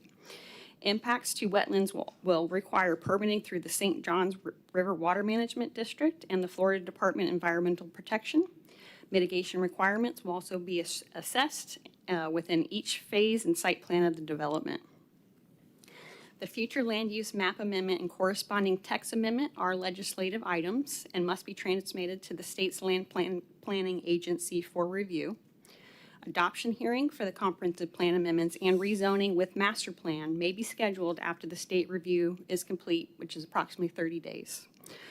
Staff is respectfully requesting that you provide your recommendations to City Council on CPA 1, 2026 for the future land use map amendment provided on page 193, and CPA 2-2026, the proposed text amendment to future land use element policy 1.8.14 provided on page 110. And this is scheduled to be heard by City Council on July 14th. And if you have any questions from staff, I'll be happy to address them at this time. Thank you. Thank you. Member Gerard? Thank you, Mr. Chairman. For staff, two questions. How does, in the 100-plus acres of conservation easement wetlands, who's the conservation easement favored to? South St. John's, the city, state of Florida? The applicant can probably elaborate on that. Okay, I'll ask the applicant. Yeah, we haven't had any details on the specific easement language at this time. Thank you. And I have a question that perplexes me, and I mean that seriously. So the traffic study that was submitted is pretty extensive, to say the very least. It analyzes the traffic volumes several different ways. Analyzation, summary, and conclusion is offered. I don't know that another traffic study where the recommendation was, it says on page 105, the traffic requirements for the CPA, in this case, 1/2026, indicated that the State Road 407's capacity based on context classification C3C, commercial and level of service C per city Titusville comprehensive plan. Then the footnote actually goes, a traffic study will be required with the submittal of a site plan. So I'm trying to put my arms around what good does providing this at this level, where the analysis at a comprehensive plan amendment level is significant for long-range impacts. I'm very pleased to see the analysis that was submitted by the applicant that comports with the level of service standard that shows they won't exceed it. But to make the applicant come back with another traffic study, is that envisioned to be with every site plan that comes in? You keep repeating the traffic study for your site plan, even though this one has analyzed it on trips generated from the proposed maximum build-out. So any subsequent traffic study would assume it's less intense than the maximum build-out that was concluded in the traffic study. I'm just not coming up with a real good answer. Why would that benefit anybody? So I do know that this traffic analysis was based on the full potential build-out.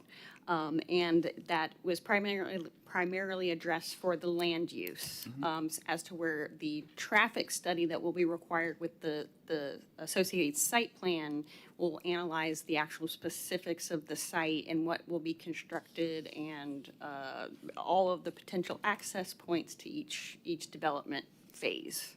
That part I fully understand. Yes. What I'm looking at here is that there was another comment made that they would look at, I think, there was another project, not this one, that the comment was that we would look at the traffic study, and there wasn't one. I actually suggested that the traffic study be provided in one that was continued. It was a different project, different thing, but we didn't get to, we, being in the P&Z, did not get to see the traffic study. Not that everybody understands one word that I do, but if it's submitted, we should be able to look at it. And I'm looking at this going, this was a maximum build-out scenario. The conclusion's right there. It meets a level of service C. If the independent transportation studies are going to come site by site, then I say it envisions that you're going to be conditioning the improvements required for any one site. This site needs to put a decel lane in. This site needs to put an acceleration lane in. This site needs to widen the pavement. Wait a minute, there's not enough right-of-way to do that to put a turn lane. And if you've driven down 407 or 405, I guess 40, I always get confused, the two-lane one that goes to I-95 out there. In the morning, when you look at the peak periods, you see it. There's 5,000 cars out there on one time, and there's 800 and something in a 2-hour period. And when you go out that road where the traffic generation and the trip generation turn movements are going to meander through the park, and some of those trips will be there, there's going to become a point where the right-of-way and pavement on that road's deficient. And it doesn't fail for level of service, it fails for congestion.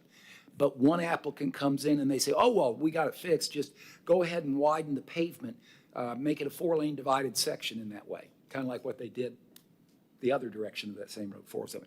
So that's what concerns me, is that where the application has provided the very analysis you can look at to come to a decision as to whether this change is going to have an impact, adverse or beneficial, and if it's not going to be adverse and it's beneficial, you would think you would support it. But to then say you're going to get independent ones all the way through the build out of this thing on a 300-acre planned industrial park, I just fear is going to lead to a getcha. And one site all of a sudden gets told, we have to widen this and do that. I would think at least this would be evidence that should at least allude to, it may be a level of service C, but we should be looking at site improvements necessary to correct traffic impedance on 2-lane section roads or whatever the situation is. And I'm speaking out of character here. I just think that's a burden to have an applicant provide that and then comment that, well, we'll just get traffic studies later. It's like, there is the study. I'm just saying I don't dovetail that one. But thanks for the information. Member Schiedler? Thank you. And this kind of goes a little bit with the traffic study and the concurrencies that were calculated. And we're told that it's for a max build out, but I'm looking at this application or this request, and it says it's going to be into 3 phases, and we're just looking at phase 1. So I'm looking at phase 1, and I don't even know what phase 1 is. I know that phase 1 is on 98 acres, but I don't know what the concurrency, how we calculated concurrency when we don't know what's going to be in there. Do we know what's going to be in there? What are the calculations? What did we, on the traffic concurrency, what did we use for that? So that was based purely on the proposed land use and the floor area ratio. So that would be the full build out of the entire site, which would highly be unlikely. So it would be the highest, most potential use is how this was analyzed. Well, and thank you for bringing up the floor area ratio, because currently as it sits, it's 1.5 on this 350-something acres, which gives us really a floor ratio area of over 22 million. Correct. Yes, Square feet. It's very high. So, and they've reduced it to 0.23, I think, which gives us their maximum intensity build out of just a little over 3.5 million. So to me, there is something going in there that's very specific. And usually applicants don't restrict themselves by 19 million square feet. So as I'm wondering how these concurrencies were calculated based on a 98, when we don't know exactly, I mean, for example, if on the 98 acres, we have the water on page 105, the portable water, and it talks about phase one, and there is enough, and it's not a reservation of it for the site plan review concurrency be reevaluated at the time, and reservations will be through a water allocation permit at the time, and the city does have the option to purchase additional water from COCO if needed. So when we're calculating the maximum build out, how did we determine that there was a great traffic study and we see that there is congestion, but there could be in that phase one, and I'm going to just give an analogy here. Phase one could have a nature preserve, so there the water wouldn't be a demand and the traffic would be very minimal. Or we could have a warehouse in there. It would be more moderate water use and the traffic would be increased. Or we could have, I'm just going to use the semiconductor manufacturing, which would be high electricity, high water. So in this, what we were given, I don't know what's going in there and how they came up with these numbers and how they decreased the floor area ratio from 22 million to 3.5 million. So how did you calculate those numbers? So as far as city staff, we only utilize the floor area ratio and the maximum potential build out. So the applicant is here and they do have a presentation, so they might be able to shed some lights on some of the missing information that you're discussing at this point. Okay. Typically with these planned industrial master plans, they don't get to the level of detail lot per lot. It's kind of slated for an area. So at this time, with this analysis, we don't have the level of detail to narrow that down. But like I said, the applicant's here to maybe address potential uses and how they came to that floor area ratio that's acceptable for the development. Okay, thank you. I'll probably have questions. Thank you. Member Graham? I had a question, still back to the traffic thing.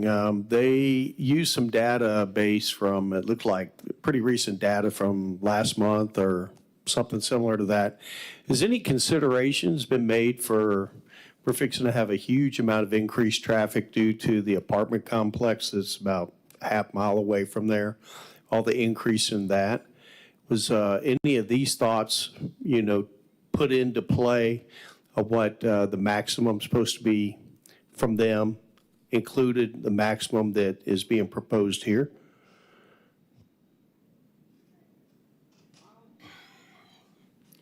So the city's preliminary concurrency assessment, I do believe it accounts for specific development that's already been approved in the area.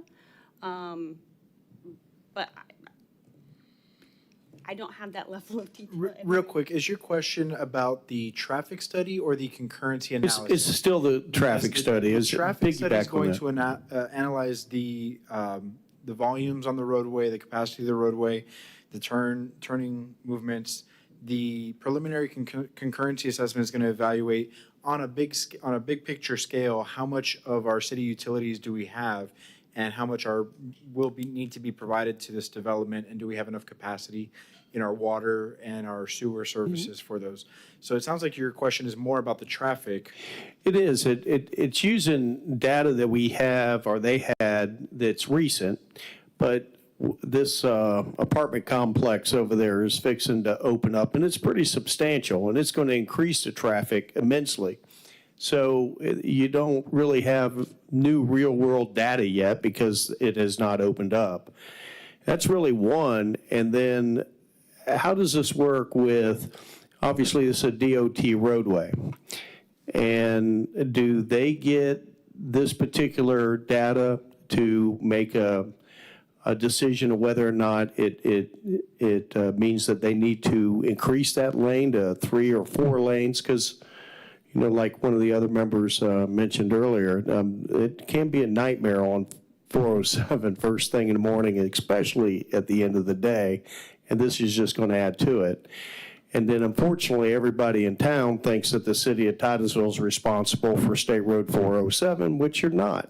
But you're going to get the blame for it because you agreed to let this development go in as is.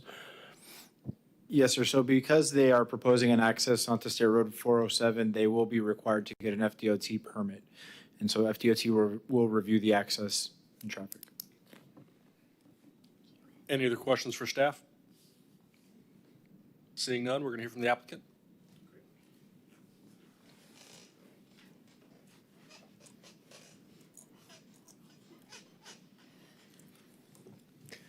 Good evening, Commissioners. Kenan Husseini, Kimley Horn Associates, 7341 Office Park Place, Melbourne, Florida. We have a brief presentation. I don't want to keep people long, but I do want to add some helpful insight to the project. Our whole team's here for comments and questions, so continue to give them to us and we'll provide clarity. So this project is on behalf of the Titusville Cocoa Space Coast Airport. The development team is Key Group and Hines. Kimley Horn's the civil engineer. NV5's the traffic engineer. And Oneida LG2 Environmental Solutions is our environmental consultant. So before you tonight, we have a comprehensive plan amendment, both text amendment and map amendment, along with a rezoning request. The project, as shown, is located just east of 407, just west of Grissom, and just south of Shepherd, as shown here on airport-owned property. The existing land use map, which is small there, but I think I can bring it up a little bit bigger, it kind of has patchwork land use and zoning. Like staff said, that there's an existing PID property along 407, used to be called Four Frontiers. Internal to the site is open space recreational, M2 industrial, community commercial, and there's some residential at the kind of the center south side. What we're proposing is uniform land use and zoning across the project to be PID and PIP for planned industrial development and planned industrial park. It's tough to see because of the scale, but the red outlined area in the center of the site, that's the big continuous proposed conservation easement that we're proposing to try and limit impacts to the high quality wetlands in that area. The other areas, as was alluded to, we don't have a specified user at this time, so we don't have detailed site plans that show exactly what buildings are going to go where, so we can't accurately show parking and internal traffic circulation, but we do show the major access points and the connection points to State Road 407 and Grissom. This here's a future land use map. The colors on the map just mean that it's changing. It's going from one land use in one zoning to another land use in another zoning. So you'll see that the white area along State Road 407 is continuing to remain PID, and then the entirety of the rest of the property would be rezoned and land use amendment to be PID and PIP respectively. So as staff stated, there's a requirement for minimum 20% open space for any PID properties or any PID zone properties. Currently, what we show here is we have 27% open space. On top of what's shown here, throughout the individual development parcels and the individual building and parcels of the site, we would include additional hardscape areas, additional amenitized stormwater areas. We anticipate that will be over 30% on an open space recreational requirement, which is well above the 20% minimum requirement. Wetland conservation. So our staff, our team, Oneida, they met on site with St. John's River Water Management District. They spent a week and a half on the property, evaluating all the existing wetlands, evaluating the uplands, evaluating the buffers that contributed to the wetland system. And they provided a scoring analysis, which staff indicated the UMAM scoring analysis to help with the functional loss calculations. This graphic, albeit small, but it's in your packet, it shows that our functional loss is less than what our functional gain is the functional gain will be by 1.33 functional credits. Let me go back to that real quick. Also to note, the existing OSR zoned property on the site is around 95 acres. What we're proposing in conservation is 148 plus or minus acres. So it's a little over 50 acres of additional preservation that our project is proposing. The traffic analysis, Nelson with MV5's here for the specific traffic questions. I'm not a traffic engineer, but yeah, to address some of the questions, at the comp plan amendment level and rezoning level, we look at it from a macro level. So we have to assign maximum uses based on code. And what we've done is we've taken what that patchwork land use and patchwork zoning background trips would put on the road if they developed by right, and then we added what the modifications to our project would do, and we show a substantial decrease in daily trips due to the restriction of the Florida area ratio down to 0.23. Community outreach, our meeting was held June 24th from 6 to 8 p.m. at the Courtyard by Marriott in Titusville. Mailers were sent out in accordance with the requirements. Residents attended, answered questions for that 2-hour period. Sign-in sheet and comment cards were provided to those who attended. A full copy of that was provided to staff as part of our application package. That's it. Thank you for your time. Here to answer questions. I have most of them written down so far. Do you want me to start addressing them? You have my questions already? I think so. No, the ones that are asked so far. So there was a question early on about the conservation easement. Conservation easement would be in favor of St. Johns River Water Management District. With that, there's a preserve area maintenance plan required, and that'd be a requirement of the property owner throughout the duration of the project. Why a site plan needs an additional traffic study? I think staff alluded to that. Specifically, when we look at it from a land use and rezoning level, you look at it at a macro level. You look at roadway capacity and what that does to the overall network. When you get down to site plan level, you look at what is the real traffic distribution going to be based on the specific site and based on access points. You look at intersection analysis to see if there's a signalization required as part of how the traffic circulates, how many access points it is. So it is going from a very macro level to a very, a finite level. They are important because, as you discussed, you need to understand what your decel links are for turn lanes. You need to understand where you're going to trip signal thresholds and when a signal needs to be installed. Also, the question was FDOT. Yes, we will have to submit everything to FDOT. We'll have to get FDOT driveway, utility, and drainage permits for the project. So we will have to go through FDOT for everything. Next question. Question about, is there a specified user? Why would we restrict it from 19 million to 3.5 million?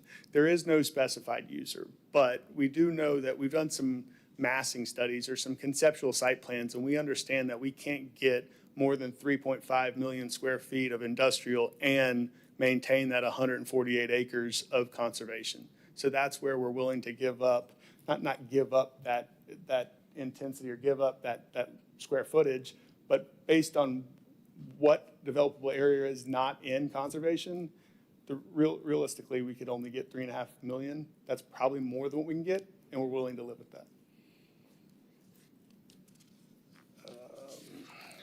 Mr. Graham's questions. We talked about traffic. Increase due to apartments. Yeah, so every traffic study, they look at background information. They look at approved projects. They look at what growth is in the area. Like there's a FDOT approved growth rate. All that gets factored in, so it does get factored in projects that are currently approved in construction that haven't been completely certified yet. And I think that's all I have written down. If anyone has a question I missed, I apologize. I'm happy to answer. Again, we have our traffic team on site, and we have a lot of our members on site, so we can help answer those questions. Thank you. Member Faison. Hi, how you doing today? Hey, nice to meet you. Good, good, good. So you had a great picture of your flood area, of your conservation area, and it was outlined quite nicely. So how do you guys make sure that water don't leave your property and into the neighborhood just south of you? Yeah, absolutely. So the neighborhood southwest Willow Creek, which is now Verano, is a KB home community. They discharge their water to the old Willow Creek that flows south and then directly west under I-95 through the box culverts. That's the same overall wetland system that we drain to historically. They're required to maintain a perimeter berm elevation, albeit like on site. We'll be required to do the same thing. We can't put any stormwater into a wetland that hasn't been treated. So we'll have to provide on-site attenuation in our stormwater ponds. With the site being so big, we can easily do that. We do need a lot of fill, so our ponds will be oversized to account for the fill needed.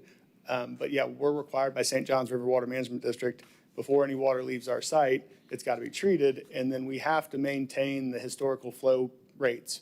So as it stands today, we'll do a pre-development model based on the survey data that's out there, understand how much water is going to that wetland system today, and we'll have to be less than that. We can't exceed that amount.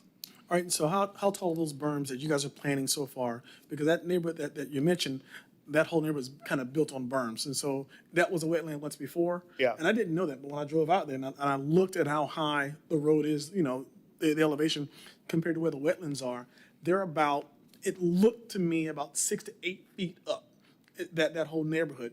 And so for your berms, I'm sure they have to be much higher than that to kind of contain the water that you guys will be producing and holding. Yeah, it all depends on the detailed drainage analysis done.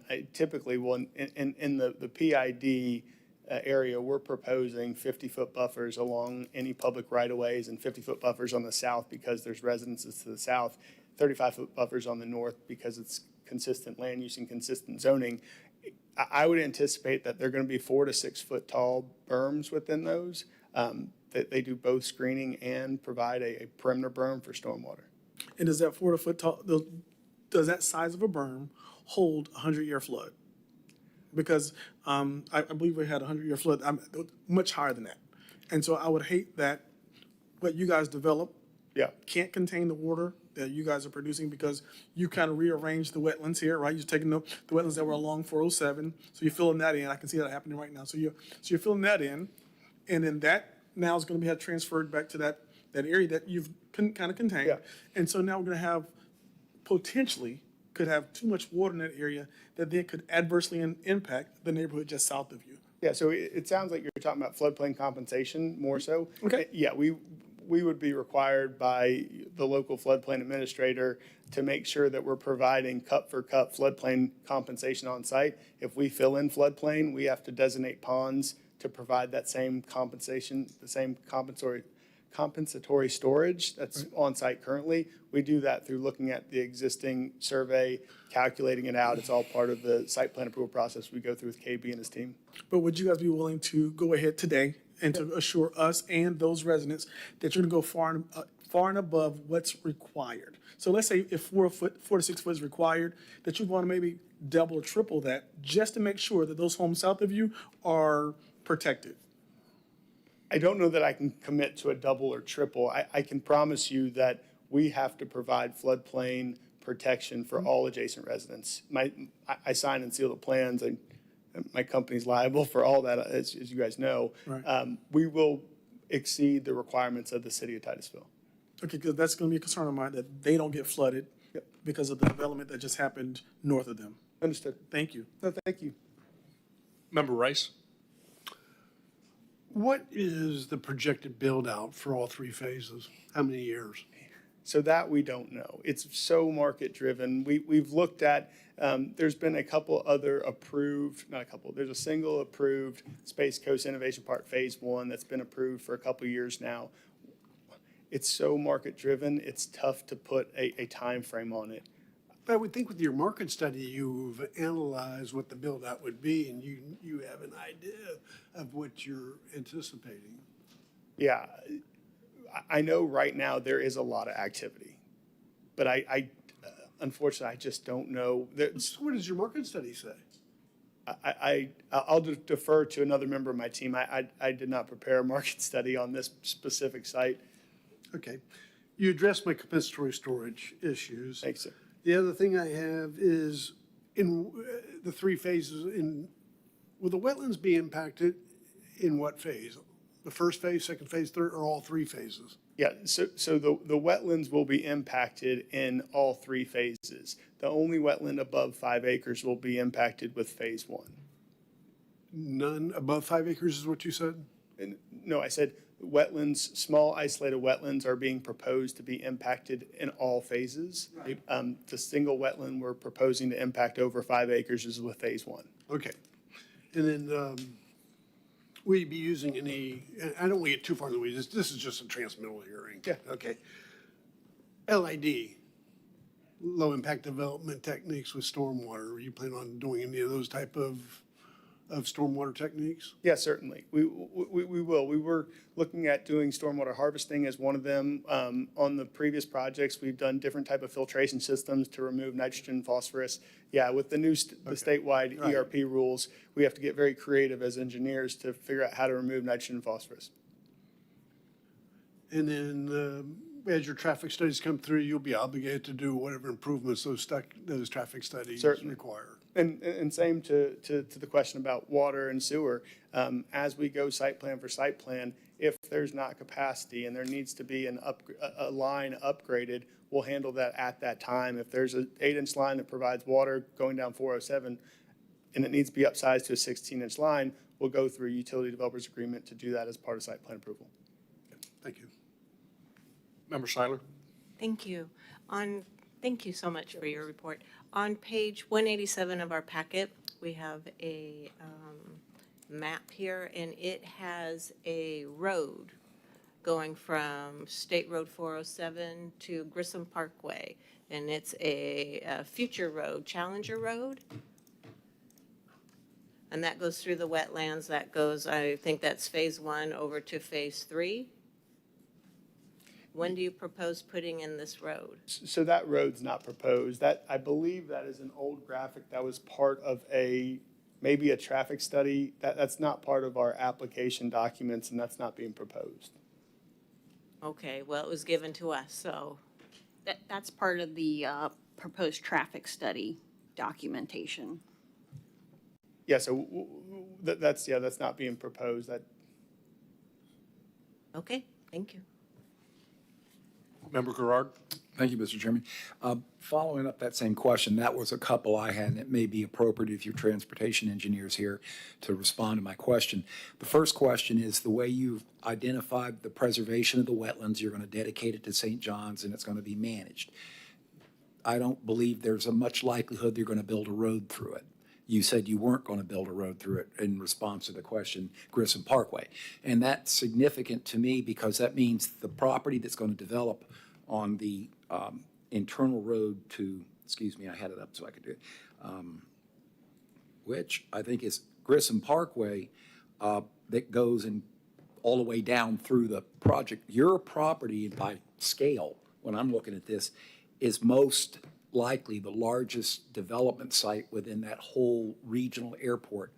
And that those trip generation factors you've got in these floor area ratios you spoke to, is there a prohibition once this is approved to obtain the maximum FAR on the developable sites? By the question, I mean, you're capturing 5.5, you said floor area ratio, but the reality is 3 point something? Yeah, so there currently with what we're hearing tonight is a map amendment, which we looked at the maps, but there's also a text amendment shown in your package.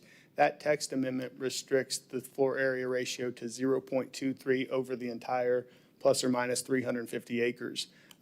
Where that answers my question. So the compensation for 300 plus acres under the zoning and land use you get, and a preservation of 100 and some acres of wetlands doesn't discount, you can still put your density up to that maximum on the overall site, but intensification on any one site that is developable, not encumbered with the wetlands. Correct.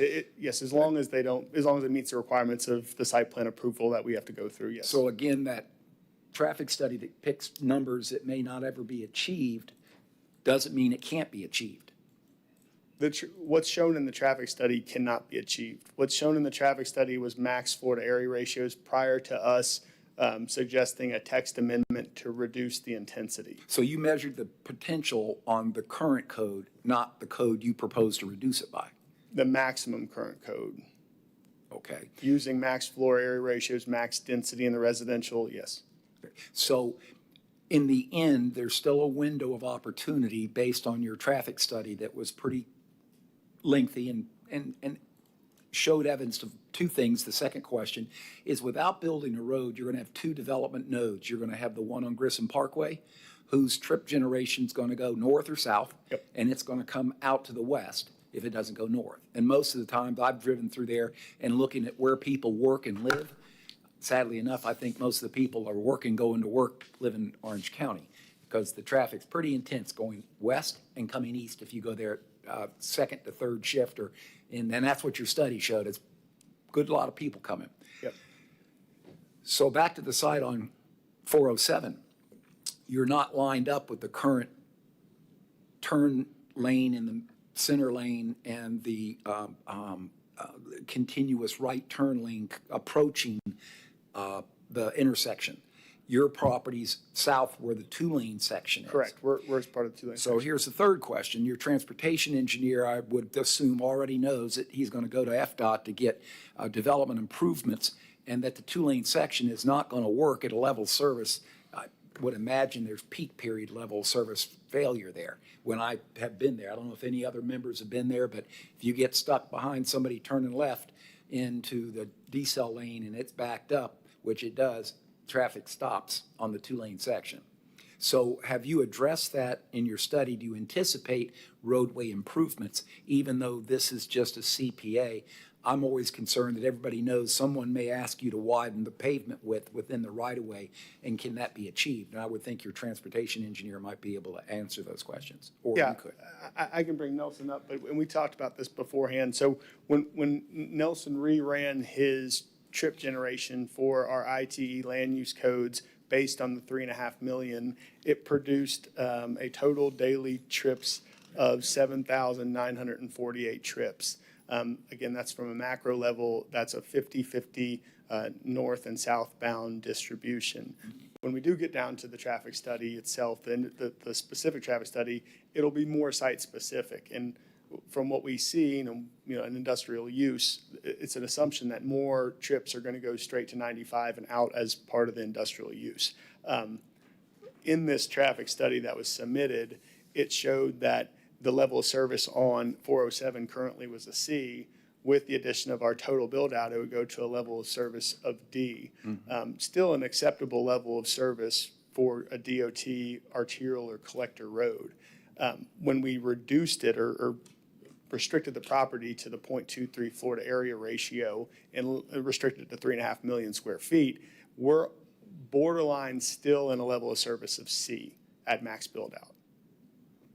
So the transportation engineer is going to answer a couple of questions. The principal one is, do you anticipate widening the road section in front of your property between? Right now, with the max build-out we looked at and the lane capacity, we don't anticipate a widening.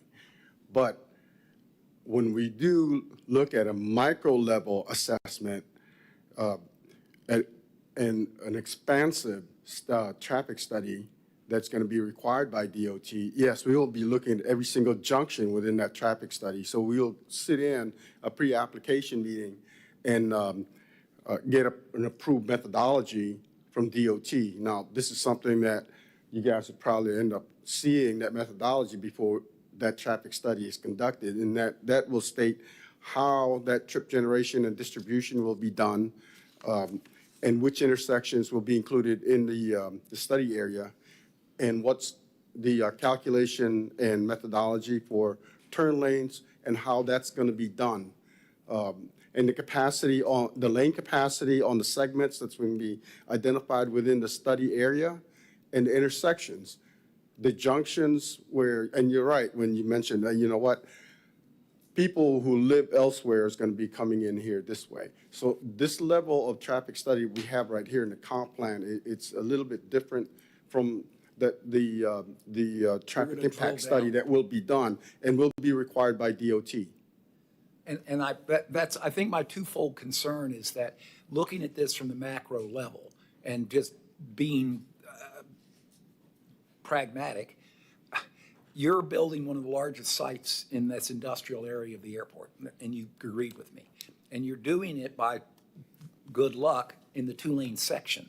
And you're doing it where in other areas of Titusville where it's been, I'm sorry to say, permissive to go to FDOT and everybody gets a driveway. And there's driveways all along 407, I guess that's north, if you're correct, where independent sites come in and say, I need my driveway and I get right turn out. What I'm looking at in this planned industrial park is more evidence of a controlled intersection that's warranted.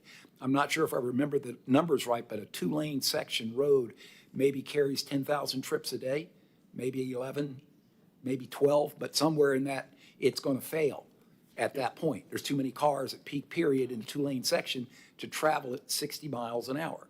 You're going to impede traffic if you do that without providing a storage area. So what I'm looking at coming up here, what I'm trying to get to, so that you don't get you gotcha, is the future of development. Your site, I think, would warrant the same kind of roadway improvement that the current intersection has north of you, which is envisioning a divided lane storing traffic, or perhaps even a four-lane section there with one point of access for the whole site. Once you get internal, you can take all your traffic and drive around in parking lots and driveways, but to come forward with that much linear frontage on a two-lane section and expect to see it on a site-by-site analysis, so somebody comes in with one site and says, I can do a right turn only and a right turn out, that's daylight and dollar short to me. That's just a big enough project. This should be already calculated, and that's my question. Are you anticipating that kind of improvement?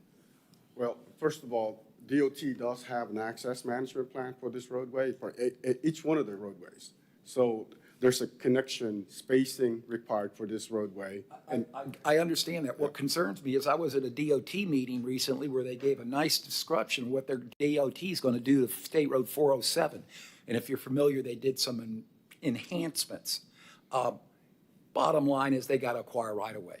I can only assume this section of that road has inadequate right-of-way for a complete build-out. So my question is, when that happens down the road with your comprehensive plan amendment already passed and the zoning already given, the text amendment, when you come in and somebody's going to say, well, the first thing we need to do is get dedication of right-of-way, and we need to change it from a two-lane section to a four-lane section. And as I said, I envision the type of roadway looking like the entrance into the park that's north of you, not just 5 lots down the road and 5 driveways. Yeah, and I think staff read that into code, that right now, currently, it shows that there's capacity, and I think they're speaking more towards water and sewer for phase 1, but specifically, in general, yes, if there is a concurrency as far as traffic capacity on 407, we have to get it approved by FDOT. FDOT is not going to allow us to submit a phase 1 traffic study, a phase 2 traffic study, a phase 3. They're going to want to see an entire build-out traffic study, a detailed analysis. That was my point from the first time. Sorry, we're missing your point. But yes, so if it comes out that FDOT says it has to be widened, it's on the onus of our project and to widen that roadway. Well, as it would be, I'm a favorable person to comprehensive plan amendments not being conditioned, as I mentioned on another application. This is just the pure macro, as you called it earlier, point of view. But somewhere in this, what I see in Titusville, from my perspective, is this deference to FDOT on roads where it impacts the residents and citizens. When someone wants to go to Aldi's and they get stopped on 407 because someone wants to turn left. Yeah, that's And that a challenge. happens right now in the main entrance into that park. If you go out there at peak period, there's more cars turning left into that left turn than the capacity. So it backs up and stops until the person can turn left. Of course, as I mentioned, there's a lot of folks driving from Orange County that makes turning left a little difficult. So that's why from the get-go of this and those numbers you show in illustrations of, this is a very large project. I compliment that. It's a big thing in a place that needs to be dealt with very carefully, in my opinion.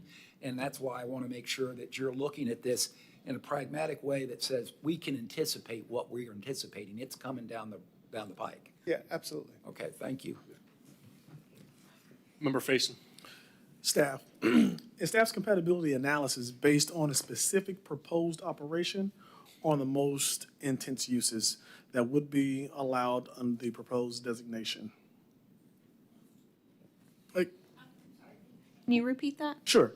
Is staff's compatibility analysis based on a specific proposed operation that they plan on using or on the most intense uses that would be allowed under the proposed designation? So without the detailed site, then it would be done with the maximum potential build-out that the land use would allow. Okay, so your analysis is based on the most intense uses? Correct. Is what I'm Maximum potential build-out. asking. Okay, all right. So then my next question is, since the applicant is not identifying a specific use or user, right, can staff identify the full range of uses that would be allowed under the planned industrial park in this amendment? So the planned industrial development zoning district is an established zoning district that has a set of permitted uses in our Yes. code currently. So what are those uses, is what I'm asking? Primarily industrial related, warehouse, let me go ahead. So you're saying that they could be using heavy manufacturing, they could put in high cube warehousing, they could use a truck terminal, it could be outdoor storage, it could be hazardous material handling. I mean, it could be a wide range of things, right? So are there any, so what I'm asking are the allowed uses and or any prohibited uses?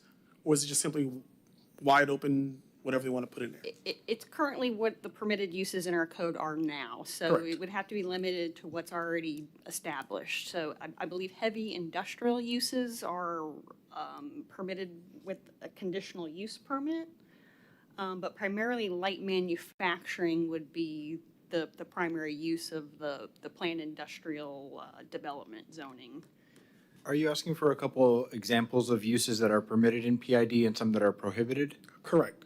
Okay. Because right now, we don't know what they're doing. They haven't stated what the use is or who their customers will be.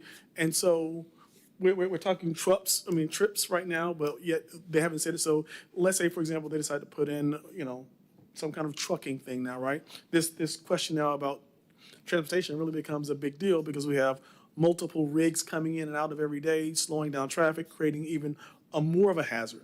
But again, we don't know what uses are allowed and we don't know what their intentions are. So we have to go on the most intense use of that land and make our determination based on the most intense use that they could possibly use that land for. Okay. Obviously, the list is very long as far as all the uses that are in our use So give me the table. worst case But This scenario. is section 2854, the use table. Warehousing is a permitted use in PID. Transmission towers, timely, is permitted with a conditional use permit. Retail or wholesale of products manufactured on site, that's like if you're brewing beer, being able to sell. Print shops, engraving, mechanical service and repairs permitted with certain limitations. Light manufacturing is permitted. Laboratories are permitted. Some examples of things that are not permitted, heavy industrial use, dry cleaning plants, and bakeries and confectionaries. Okay. All right, thank you. Any other questions? Member Trump? Yeah, I got a question. Would chemical plants be permitted in this area? I'm just curious. For planned industrial. Chemical plant is not a listed use in the use table, so it would depend on the scope of their operations for us to identify. Usually we do that through a zoning verification letter to identify what the use is classified under in the use table and whether it's permitted or not. So it's hard to say without knowing the full operation of the chemical plant. All right. Now I was just curious. We had some stuff come up previously in chemical plants and what kind of city we are and things like that. So I was just curious what was in that one. Thanks. Any other questions for the applicant? Seeing none, thank you. Thank you. Do we have any cards, Lori? There's two more speaking cards. Kevin Doherty.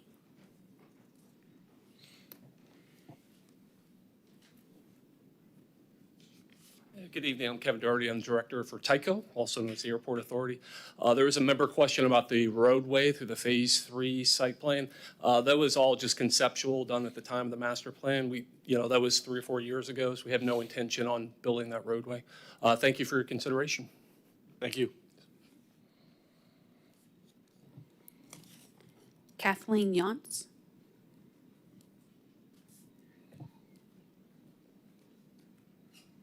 Good evening, everyone. I represent the development company working with Kevin to develop the property.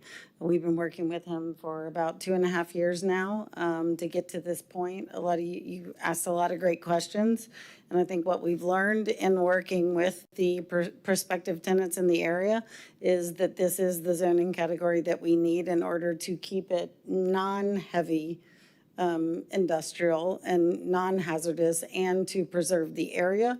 We've agreed to limit the maximum use as opposed to pursue the standard maximum use standard. So we worked very hard with St. John's Water Management District for 2 years to get to this point, to be able to even present the scoring scenario you saw today, and take that next step to be able to develop the property. But I'm here for any questions you have.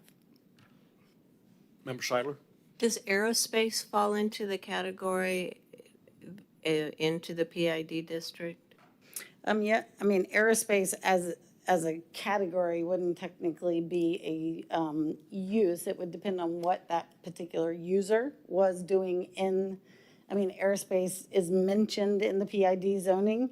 However, it really still would depend on what specific uses are taking place within the facility, which would be addressed in the site plan consideration once we present the actual site plan.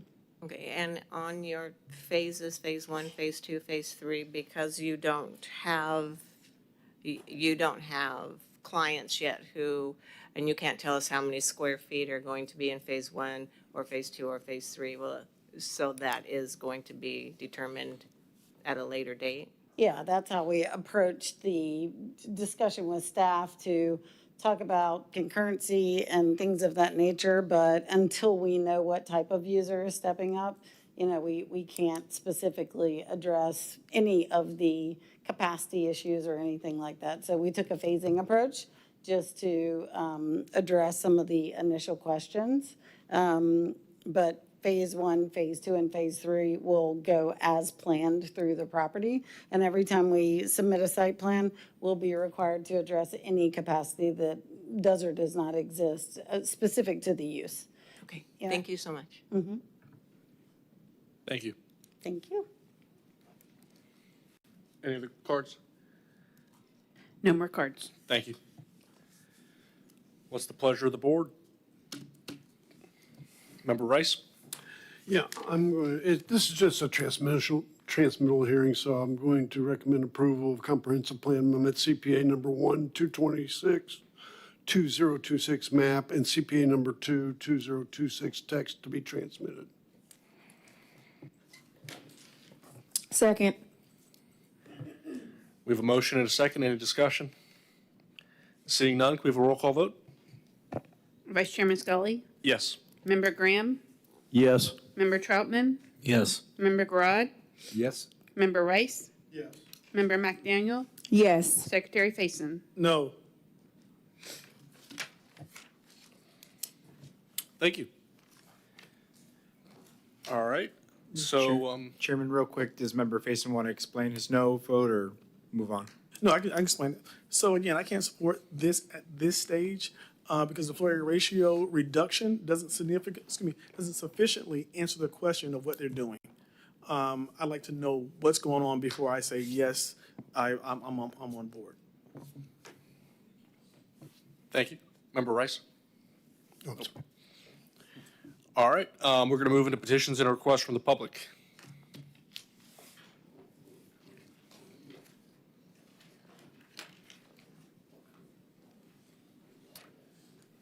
Seeing none.